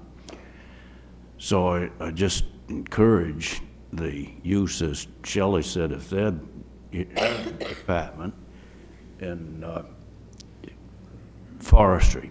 I gave you some names. I can help you find these people if you want to do that, but certainly the planning board should hear from the benefits of the forestry component in the city, and it's big. Forestry is, as you're probably getting sick of me saying, 10 times the size of the economic value in the state as farming. No, that statement cannot be made more often. Okay, enough, I should say. Absolutely, thank you. This is going to go up to the State Department of Agriculture and Forestry, and I'll pass this note along to Planning Board. Okay, and I do hope, and I know Mr. Carrier's in the audience too, that will be a consideration. As for strategic planning, I'll ask the city manager if he could mention that when talking about the Invest Subcommittee, the value of forestry as an economic driver. Yes. Okay, thank you. Very good. Don't you have any more questions for me so we can stay here a little longer? Don't open that door, Bill. Good seeing you again.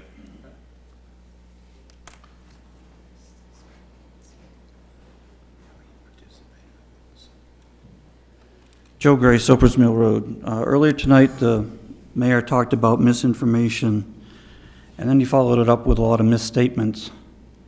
And I expect that from him, but I'm very, very disappointed that nobody on the council calls anybody on these misstatements.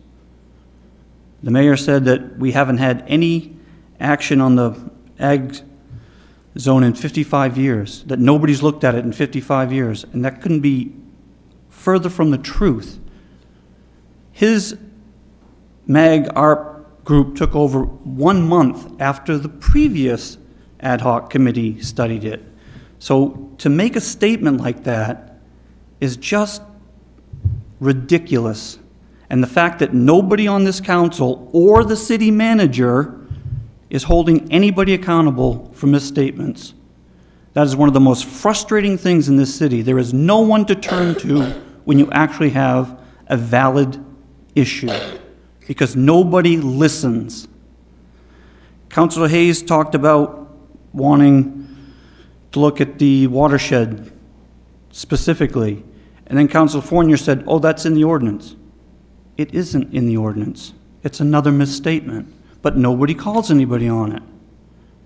Why can't you people act like adults and call people on these things? You know, Mr. Gray, I will let you speak, of course, but, you know, we do have to have a little bit of decorum here. And in a roundabout way, calling people children, elected officials, is not called for. So if we could keep going, you have plenty of time, and you could refrain from those comments. Thank you. If people don't call other people on their misstatements, they are not acting like professional adults should act. That's what I said. I never called anybody a child. Page 4. We're not going to. Thank you. And lastly, on January 12th, I sent an email to Public Works asking how much 1 mile of road costs to be maintained in a year. And I've gotten one wild response that wasn't anywhere near accurate, and I asked for a better response. And he said 2 times he's working on it, but that was a month ago, and I still haven't heard anything. If we cannot get that basic information, then how can you make real decisions? We need information to make decisions. Paul Frazier today said IT has a lot of information that's free to the public, and yet when we ask, we don't get it. Thank you. Is there anybody else from the public who would like to speak during open session? None being?